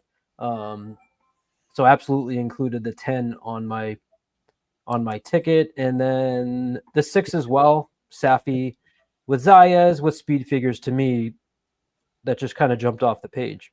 And I love to see horses closing late in their victories, which is what we had with the 6.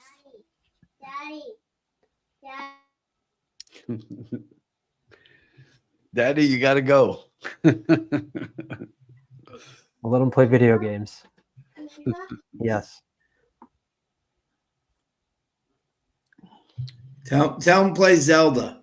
I didn't know if Alex was kidding or if he knew, and then I saw that he said, "Damn, he's out too." So yes, I was going to tell him the 9 is out. He said he loves the 9. I did like the 9.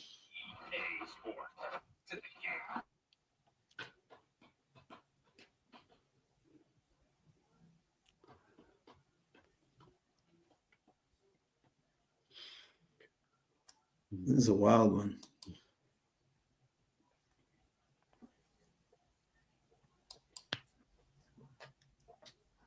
Samantha Perry has the 7 as her second pick.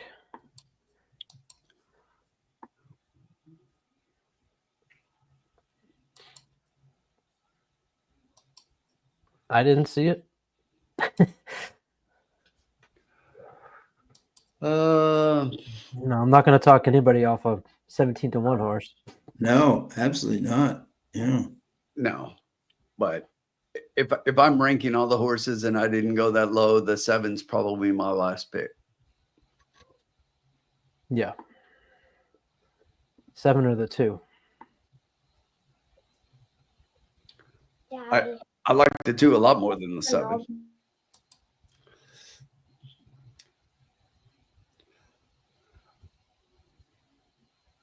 Fastest final for all golden season was Banishings. Yeah. December allowance. Yeah. Wow. Interesting, huh?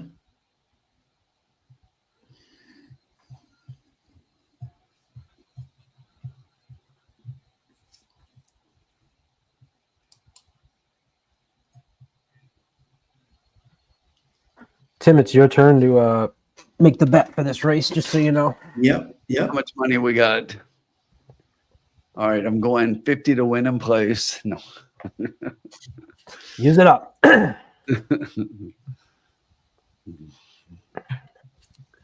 We still got a little time. We're headed out to the track. I want to give them a quick look here. Although this is Gulfstream, it almost doesn't matter. I still can't believe the 5 is 2 to 1. Yeah, it makes no sense to me. I mean, Samantha Perry also has, they just showed on screen that that's her pick, but I get the connections. IRAD's up, but IRAD sucked on a few horses today, so I'll let him beat me. Yeah, I really don't. I don't see it. I don't either. I mean, these big figures here in the middle, 103, 101, 99, those are Laurel and Parks. 6 furlong races. This is going 7 furlongs. Does have a victory at the distance, but finished 5.5 lengths behind in the Gulfstream Park Sprint last time out. Luis Saez on the 2. I'd rather take a horse like the 8, who's got 2 victories over the surface, cutting back from a mile and the 16th, than a horse at the 6 and 6.5, stepping up to 7. Yeah. Personally, who's running at another track. That's. I will say the 5 looks pretty good on the track. That's. Here we go. 6 looks nice too. I thought the 3 looked good, and then the 5 came out and might look a little bit better. There's the 8 who just kind of avoided the post parade, and they let the 8 go. The 8's going the bar.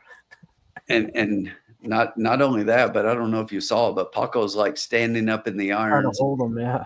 Yeah, the 8's like throwing the head, and Yeah. That's never a good sign there. no, not at all.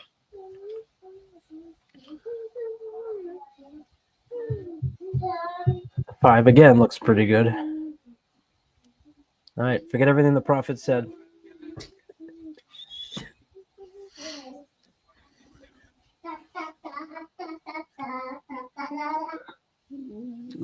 We even get free entertainment today. This is great. One of my potatoes. One of my tomatoes. See? You know, the crazy thing is, I was looking at the wheel pace right now, and both the double and the pick 3 both. In the double, the 8 is a little more than half of the 3 and the 5, and in the pick 3 is like a third. Yep. Of the 3 and the 5. Just makes so much more sense. And the lowest exacta right now is a 5-3 at 10 to 1. Either one of them with the 8. The 8-3 is 12 to 1. The 8-5 is 12 to 1. The formula loves the 3 here. He loves the 3. That's who I'm kind of leaning towards with the way the 8 is acting up a little bit. I'm hoping to get one more look at that 8.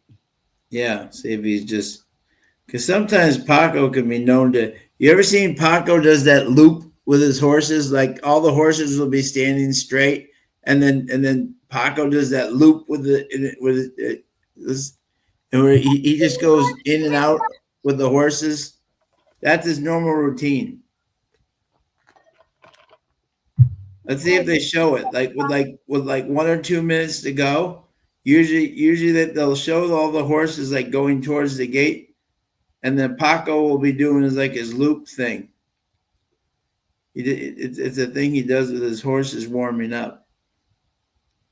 So you see like Paco in the screen, then it'll be out of the screen, then it'll be in the screen.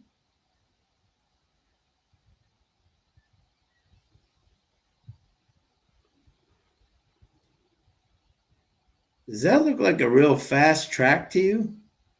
No, it looks wet. I was just going to say.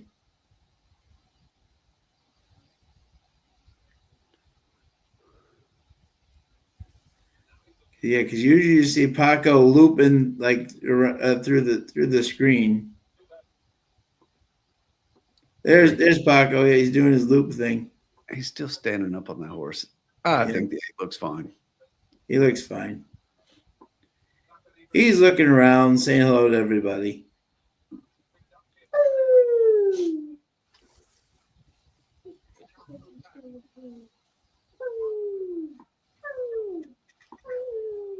This should be a pretty competitive race, though. I think you could go a lot of different directions.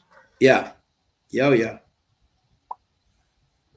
John Egan, daily double in the 11th, 837 with the 6-7 in the 9th. Another one that likes the 7. John, why do you like the 7? Let us know. Yeah, let us know.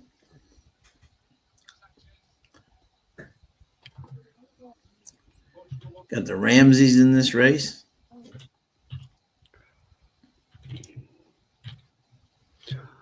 All right, here we go, guys.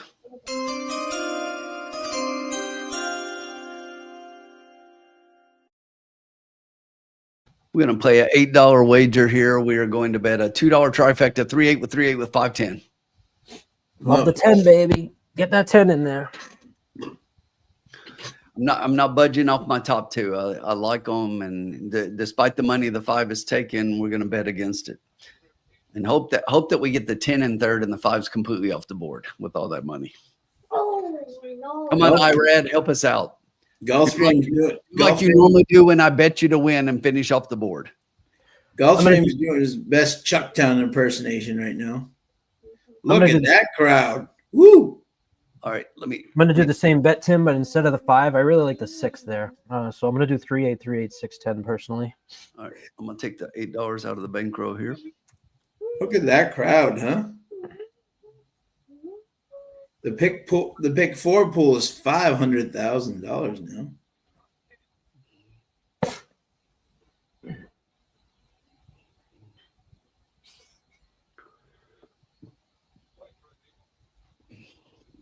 There's a football stadium right across from Gulfstream now.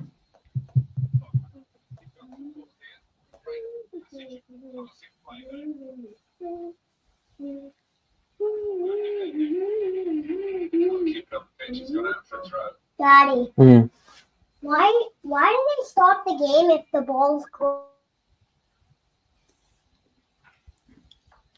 Look at that crowd, huh? Yeah, that's what I was about to say the same thing, Sean. Really huge crowd on hand. Huge crowd on hand for the Florida Derby. It is the biggest day of the year there. Yeah. Pegasus Stakes notwithstanding.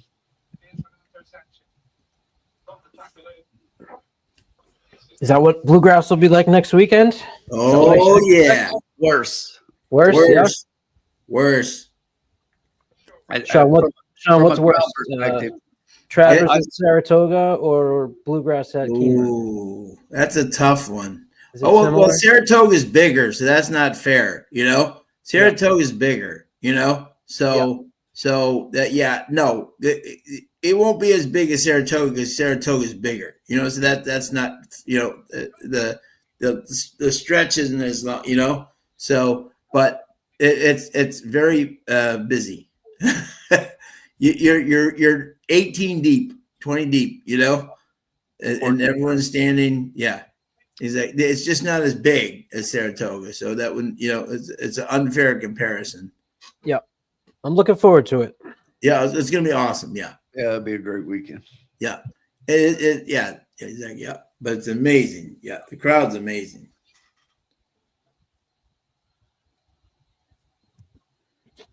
They're heading to the gate.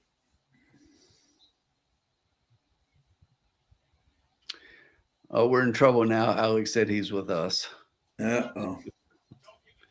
Well, he does better with us than Trusty does. So Yeah. But as Alex always says, what do we say, Alex? Fools never differ. All right, loading them up here at Gulfstream.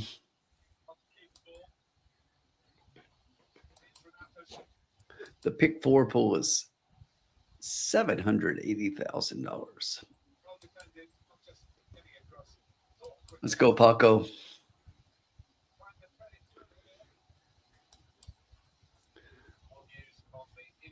Now let's go, Manny. 3-8. We'll take that. All right, good start by Paco on that 8 horse. Very good start, but now down from the inside, the 2, 6, and 7 are going to show a little bit of speed here early on. It is going to be the 2, it looks like, that's going to put a head in front. Just outside that one is the 6 in second. The 8 is another length back in third. The 10 horse is just outside that one, 4 wide. And for whatever reason, the 5 is like 5 wide going down the back stretch. And behind that one, it's a little bit back behind there to the 3. The 1 currently trails the field up front, the quarter, 22 and 2. Local Barrio, and here comes Of a Revolution, gaining on that one. Unveiled is in striking position down on the rail. Going up, there's our 10 horse in between, starting to make a nice move. Outside that one is Gordian Knot, Irad Ortiz, the half, 44.7. They are flying. Of a Revolution puts a nose in front as we hit the top of the stretch. Come on, Paco, go up that They're rail. opening up the rail. Come down on, inside Paco. on the rail. Go through. Oh, Paco come opening up the on. rail. What was that? Implementation. How much the best was Paco in this race? I think so. Holy cow. 3-8, we'll take it. We didn't have the 1 though. I know. But how much the best was Paco in that race? I think it was. He got absolutely clobbered, and he still came on for second. Manny Franco just taking everybody's mounts and everybody's money. Thank you very much. Look at that. But Colin, we just need him to do it one more time. Exactly. We should have just done the all like we did before. The 6 almost hung. Oh no, never mind. That was the 7. No, it's like our horses were at the very back. They killed Paco late there in the odds there. Yeah, so he did end up going off as the favorite, and the 5 dropped way down. But here's what we were saying: that horse was taking all that money. The 5 never got a call in the race. No, I just couldn't see it. I don't know where people. No, Other than, you know what they do? They overcompensate. They say, okay, Nicebridge is out.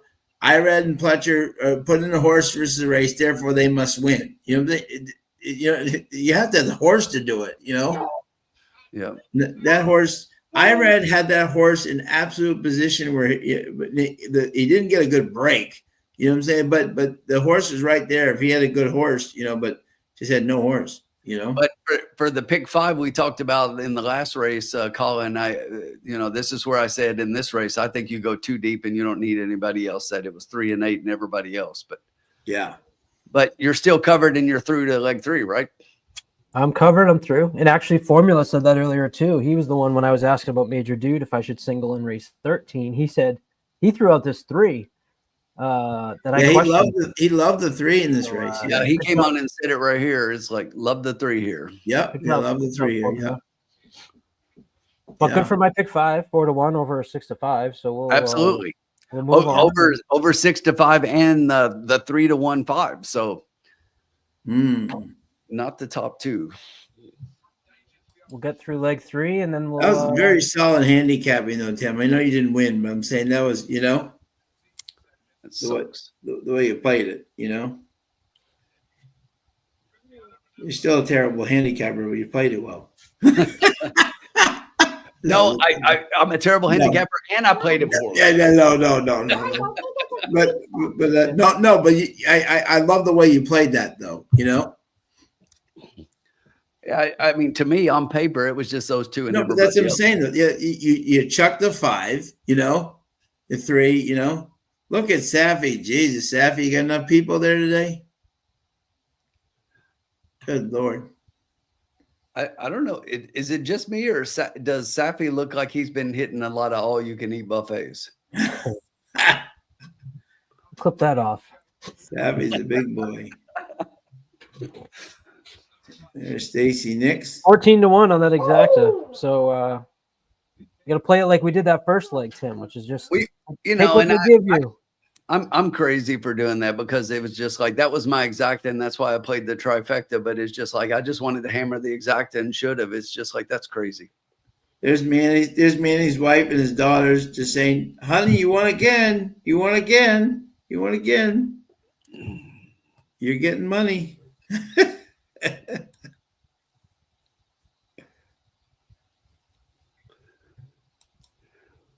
Let's have an objection on the 1, the 7, the 2, and I think a couple more before you get to our horses. Exactly. The Ramses.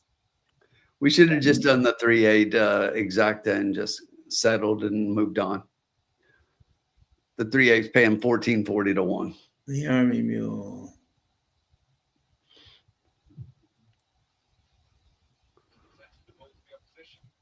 Daddy, did you just say all you could eat is buffet? That's all Tim can eat is the buffet, he said.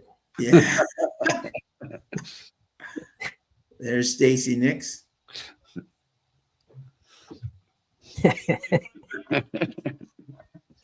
Wow, 28.80 exacta. Tell him to go in the kitchen. Tell him to go in the kitchen and eat all he can eat, Colin. I got to take him to a. We're gonna go to a hibachi soon, maybe tomorrow. Oh, good. There you go. I love those. The kids will love that. It's a great one to need them. Tell him to open his mouth and just have him flip a shrimp in it.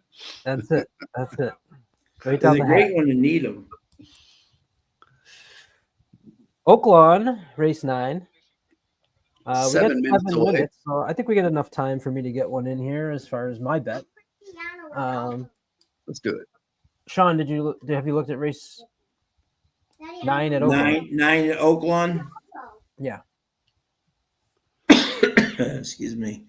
I studied Gulfstream much more than I did Oaklawn today, other than the big races.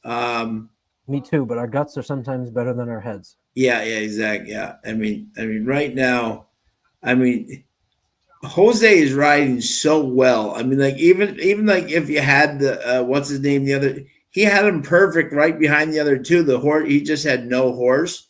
He's just riding absolutely perfectly right now. I mean, Gavel. I mean, for DeVito, I like his doubles right there with everybody else.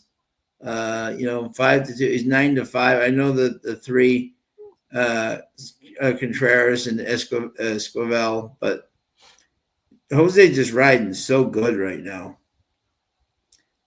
And here's another case of a Brad Cox Flavian horse that maybe like people are just really betting because it's just those two.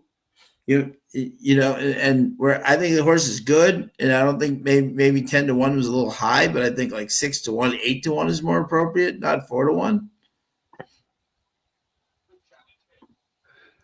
So here's what I think. I was waiting for Sean to finish there. Yeah. Look, we all know what everybody thinks about Cornucopian coming up here later on in the Arkansas Derby. And if you look at the 3 and the 4, the 3 was in last time out in that race against Cornucopian and finished a beaten second by 5 3/4 lengths.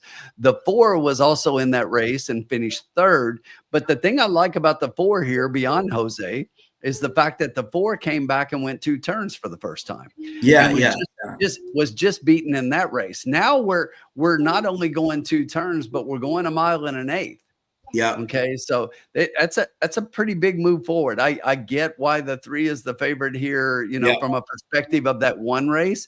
But given that the 4 got a shot at 2 turns and gets Jose up, Yeah. I'm all over the 4, but That's just, what I love. just like we just saw at Gulfstream, I think it's 3 and 4 and everything else. And I would just hammer the exacta box to be covered. But if you made me, you put a gun to my head and make me bet it straight, I'm going 4-3 all day.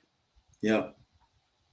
And by the way, right now it's paying like $14, $16. You know, what I mean that's great. You know. Yeah, the 4-3 right now is 7.5 to 1, so 15 for 2.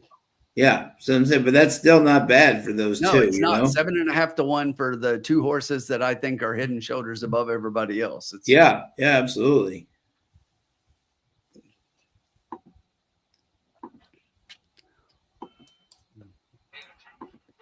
Not bad at all.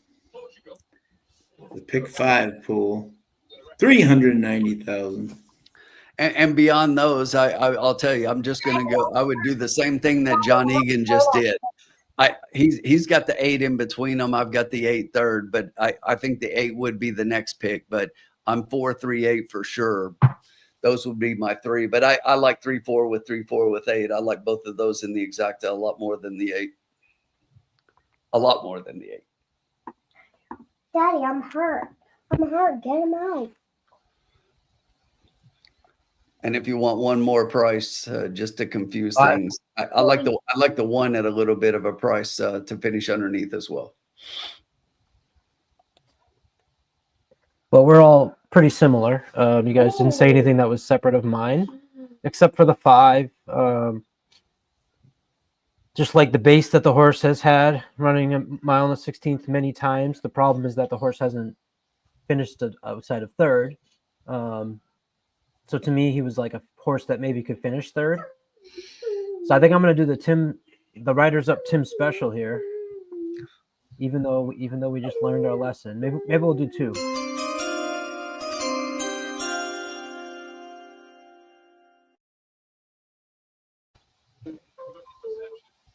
Oakland Park, race number 9, putting the bet in here for Trust the Profits. We're going to do a trifecta, 3-4 with the 3-4 with the 5-8.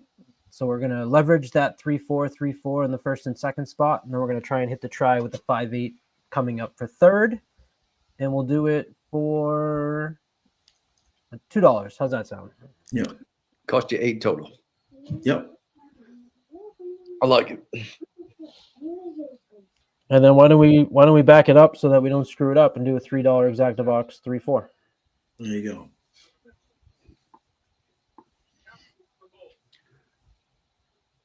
Okay. Alex wants me to tell him about the 9. The 9 is scratched. So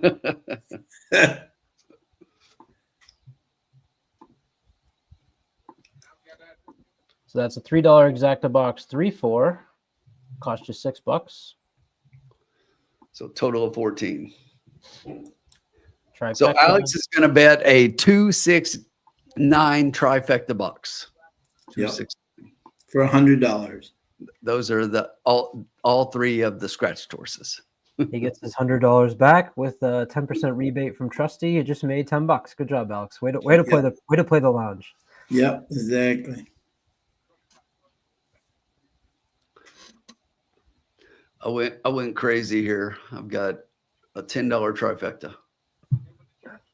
What'd you play? 3-4 with 3-4 with 8.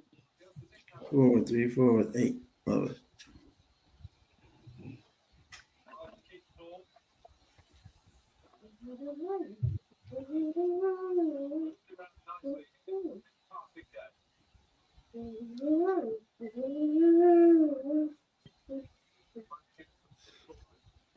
Alex, who do you like in the Florida Derby? Alex is telling you guys to take it easy on me. Yeah.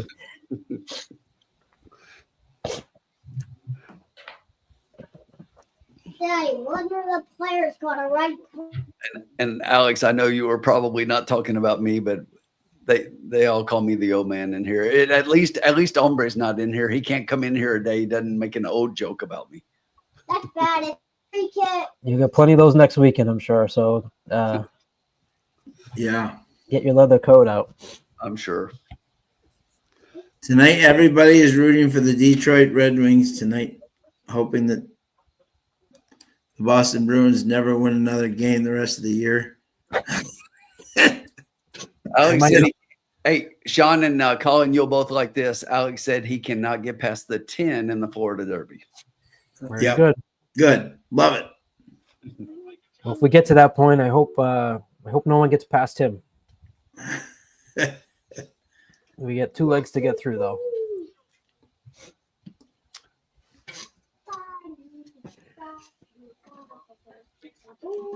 Zero minutes to post.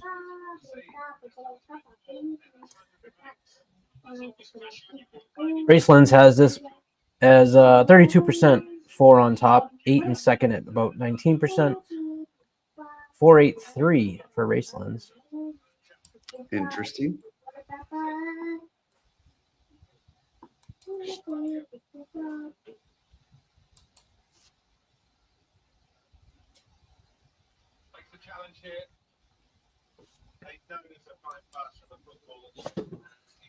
They're going in.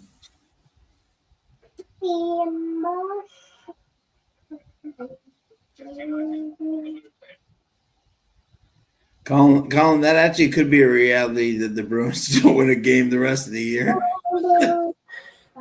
It's getting close to that. There don't have many left.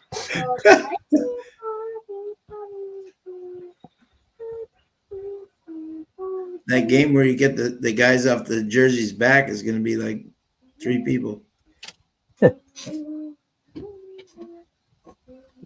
They're off. They're off and pacing. 7 breaks out nicely, cuts off the 5. 10 from the outside. You just hit the exacta. Oh, oops. We're going on again.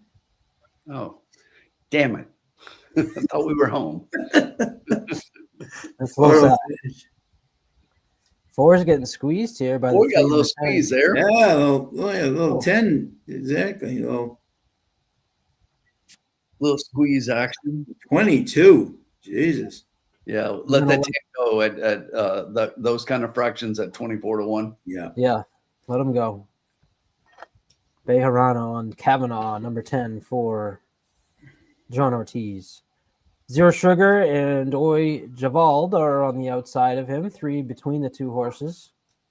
Behind that 47. is They the slowed it down a little bit. I like where we're at right now. Yeah.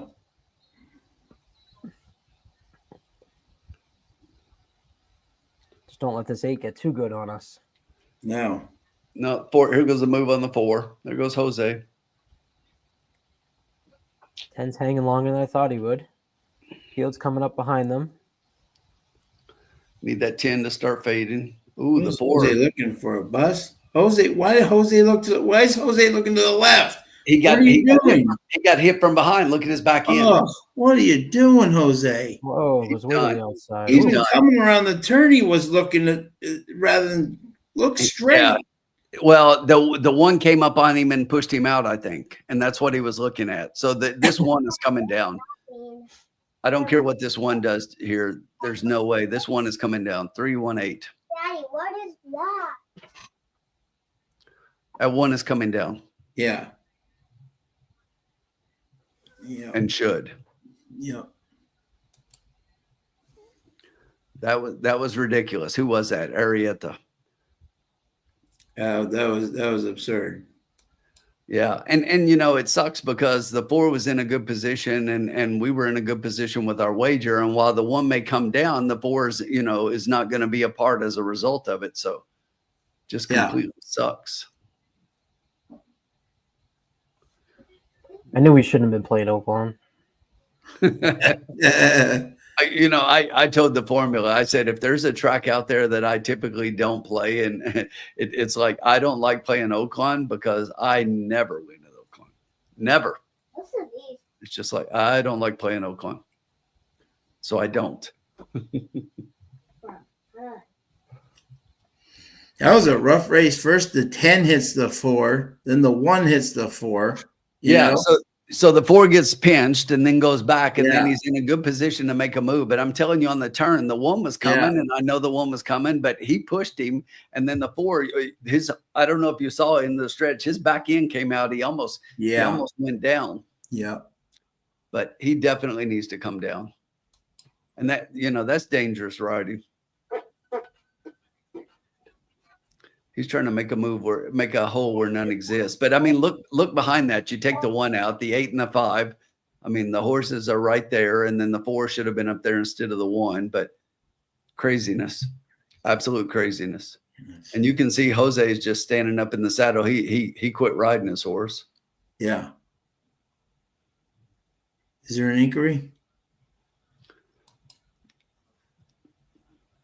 I'd be real surprised if there isn't one. There should be. But it is Cheat Stream or Ocon.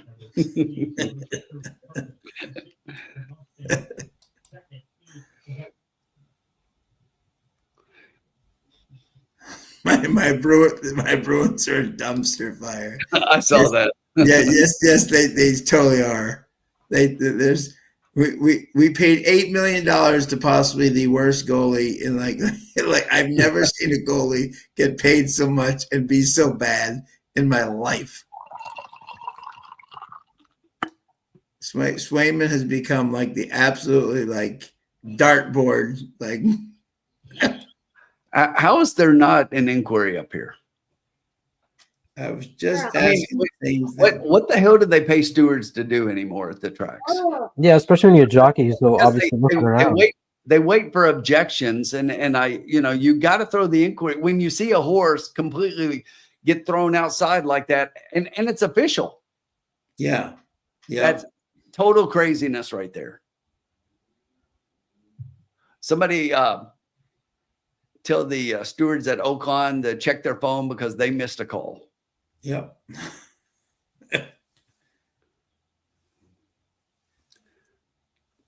Utter stupidity.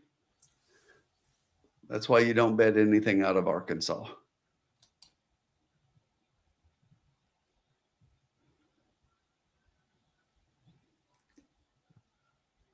Did anyone see something today? This was interesting. I don't think I've ever seen this at Aqueduct Race 10, right? The what do you call it?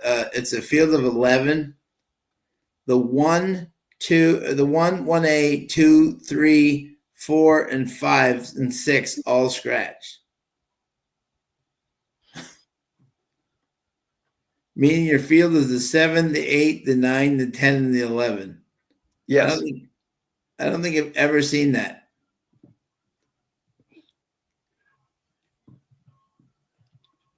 Dumpster fire.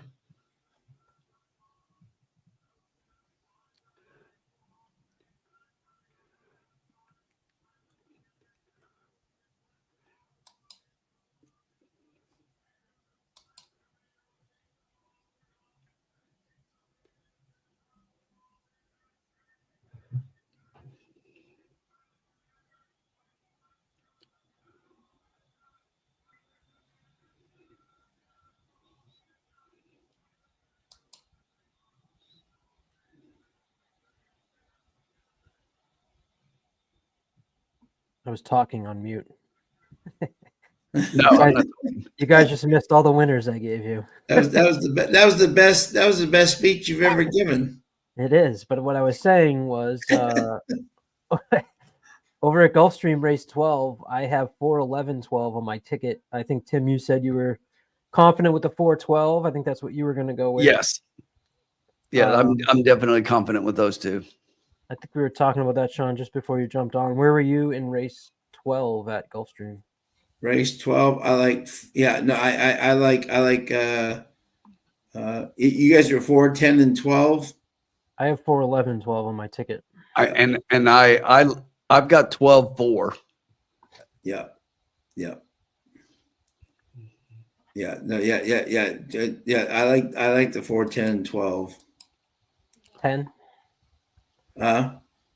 10. Yeah, 4, 10, 12.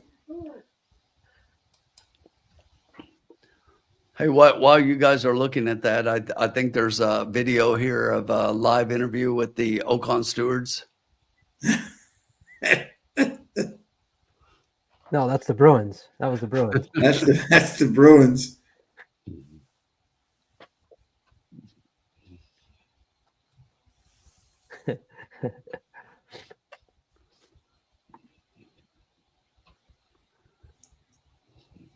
Mile on the 16th on the turf, fillies and mares, 4-year-olds and up. The one is moving up for Kenneth Ramsey.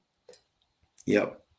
Horse won a mile last time winning, beating Mo Fox Given at Gulfstream Park after a scratch. Is a horse that I figured would be on the front end. Best speed figure was 100 in the grade 2 Phasig Tipton, finishing 4th.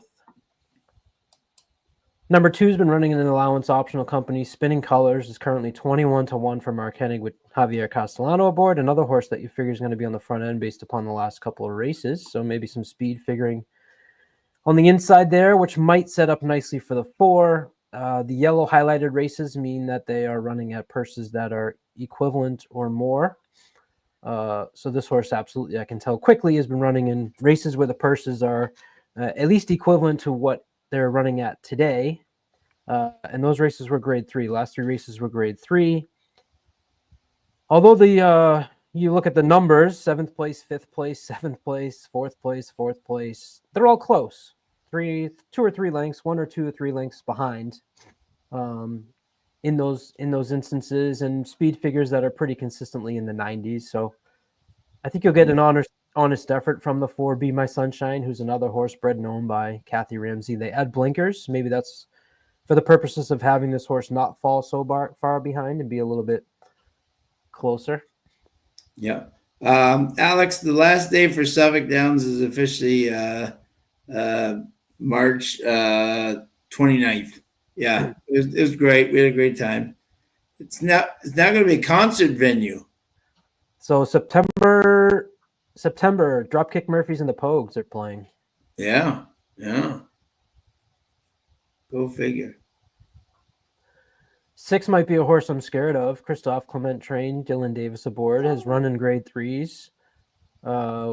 Second by a neck in a stakes race 3 back at Aqueduct, going a mile on the 16th. Breath away.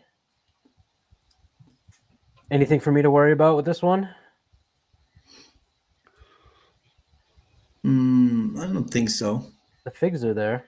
Figs are there, yeah, definitely. Dylan Davis. Oh yeah, anything. Dylan Davis has ridden so well for Christophe Clement. You know what I'm saying? Anything he gets on, you really have to respect it. I would say. 7 is Pletcher with, says Alvarado. That can't be right. That is not Junior. Junior's at home. Junior's at home resting. That is not. Yep. That is definitely not the. That is definitely not the. Pigs in the high 80s. Yeah. 8, 36-1, Safi and Paco. Another horse that popped a couple of times in the 90s, but in general is in the low 80s. Figured to be coming from off the pace. Ocean Club, Sean, the horse that you liked. Yeah. Outside early speed. Lost to Be Your Best. 2 back. 5 Towns, Grim Motion.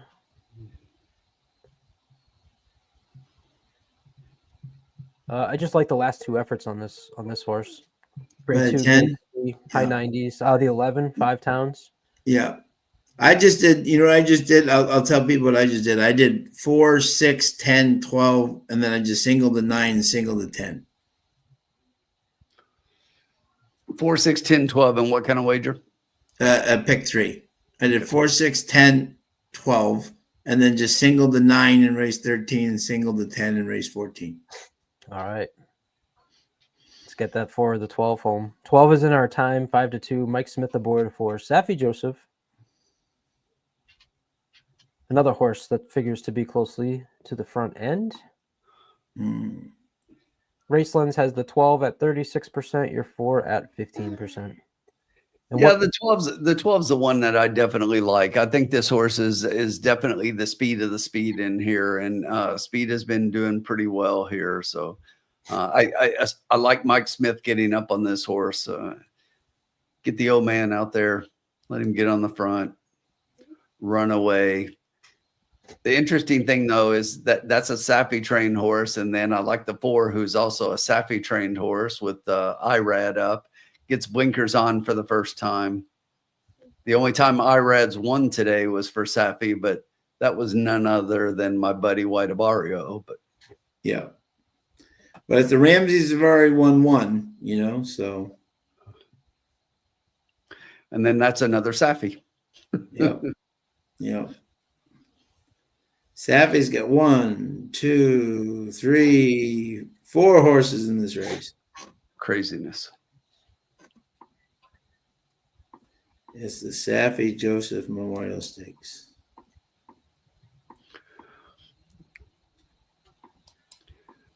One that I would watch as well here, take a look at in the post parade is the 7. Yeah. The 7's the one that I said, my notes just said, take a look. But Manny Franco picking up the ride here for Todd Pletcher. Yeah. Do you ever notice that Samantha Perry, if you look at almost she loves picking horses that are trying the turf for the first time. Yep. That is like, she loves doing that. That's always like her pick of the day, or it's always a horse trying the turf or the poly track for the first time. Yeah.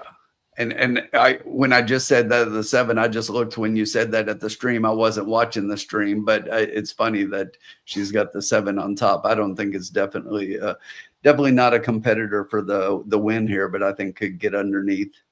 Manny's just come in here and picked up mounts and cash checks all day.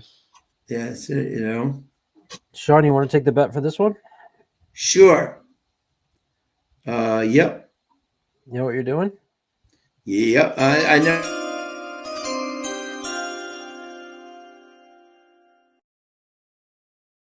Yep. I'm just going to do how much money do we have? Plenty. 110. Okay. I'm just going to do $2 exact box, 4, 6, 12. $2 exact box. What was it? 4, 6, 12? 4, 6, 12. Not the 10? No. When will you be done? I don't want to do $24.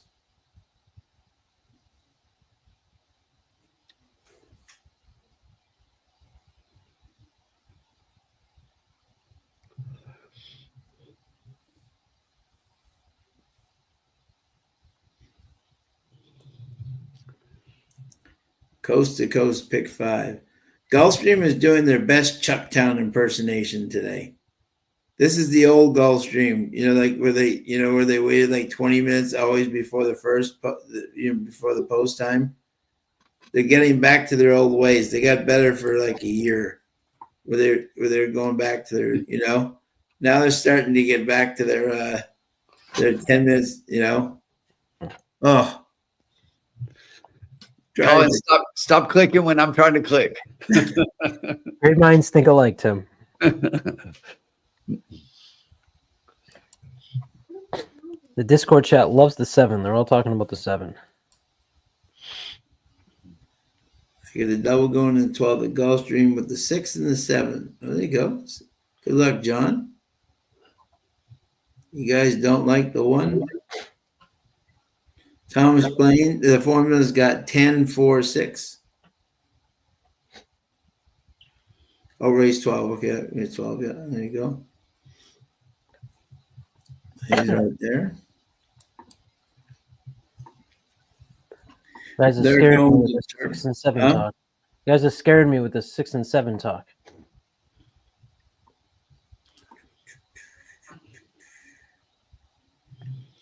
Breath away.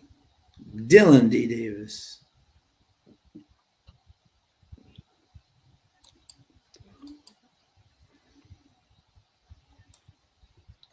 Crossing over to the turf course, making their way to the gate.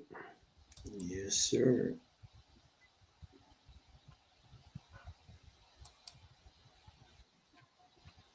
Yeah.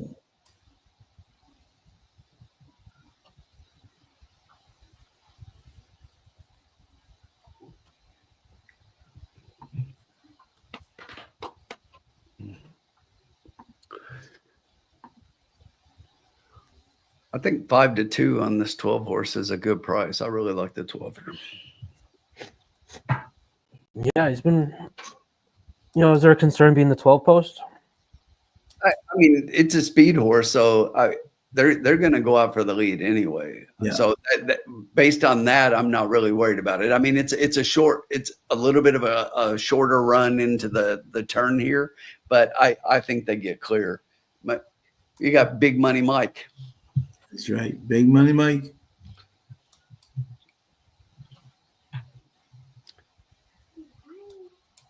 Loading them up. Picking them up and laying them down. Because All right, so here's a trivia question for everybody. Okay, so Irad just won his third straight riding title at Gulfstream, right? For the third consecutive time, for the second time in a row, right? But who holds the record for the most Gulfstream consecutive with 5 Wins in a row. 5 jockey titles in a row at Oh, Gulfstream? titles.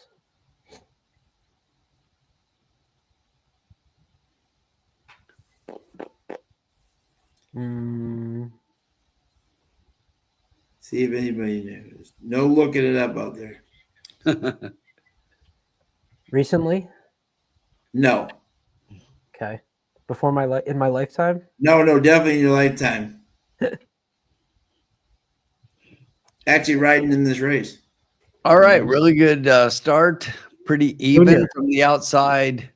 The 12 is showing a little speed, but has speed to the inside. Is going to end up hitting the turn here a little bit wide. We've got the 2 on the lead. It's going to be the 8 outside that one. The 12 is going to end up 3 wide here as we head into the first turn.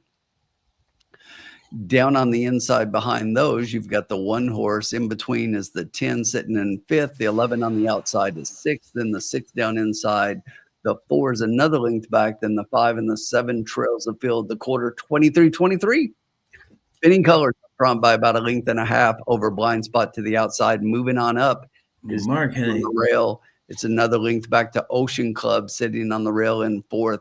In our time, and Big Money Mike is kind of going the wrong way at this point. Should be up on the lead. Not sure why. 45 there, flying. Yeah, maybe that's why we're sitting so far back at this point. But here he comes, starting to make his move. Up front, Spinning Colors is still in the lead, but here comes Big Money Mike. And in our time, starting to, as they round the far turn, move up into second, a half length back in between horses.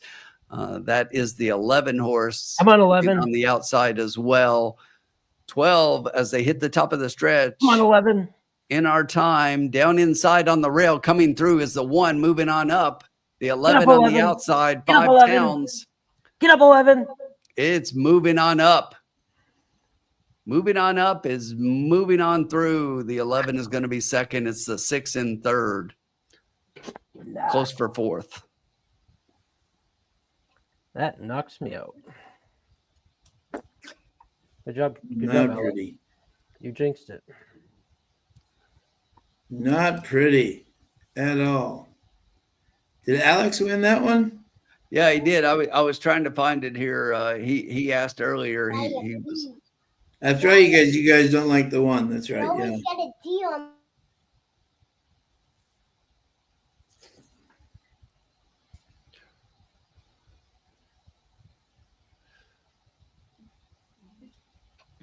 Grr. I know. Are we staying on until the race? Or are we? No, we were just spitballing. Yeah, that's I thought. Okay, yeah, Whatever you guys want to do. yeah, I'm out of my pick 5 though, so yeah. now I'm a We'll definitely have a reaction. That's for sure. But now I'm a poor sport.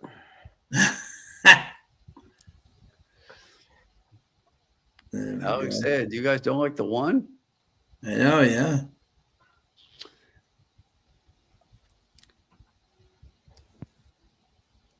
Is the fantasy next? Oh The no. answer is no, we didn't. Edgar Zayas for Safi Joseph. Savvy Joseph. Crazy. Bummer. Took late money. All right, I got to jump off a little bit, unfortunately, but I wanted to join you guys for a little bit. I think we'll end it up here. Does that sound good, Tim? We'll do the reactions in a little bit. Yeah. Thanks everybody for joining. It was fun. Yeah, thanks, guys. Good luck Great job, Alex, on the one. Fun for Johnny a bit. Egan, thank you. JG Funk, thank you. Formula, everybody. Come back later. We'll have a live reaction for the Gulfstream Park, Florida Derby and Oakland Park, Arkansas Derby. Till Sounds next time. awesome. Goodbye, everybody.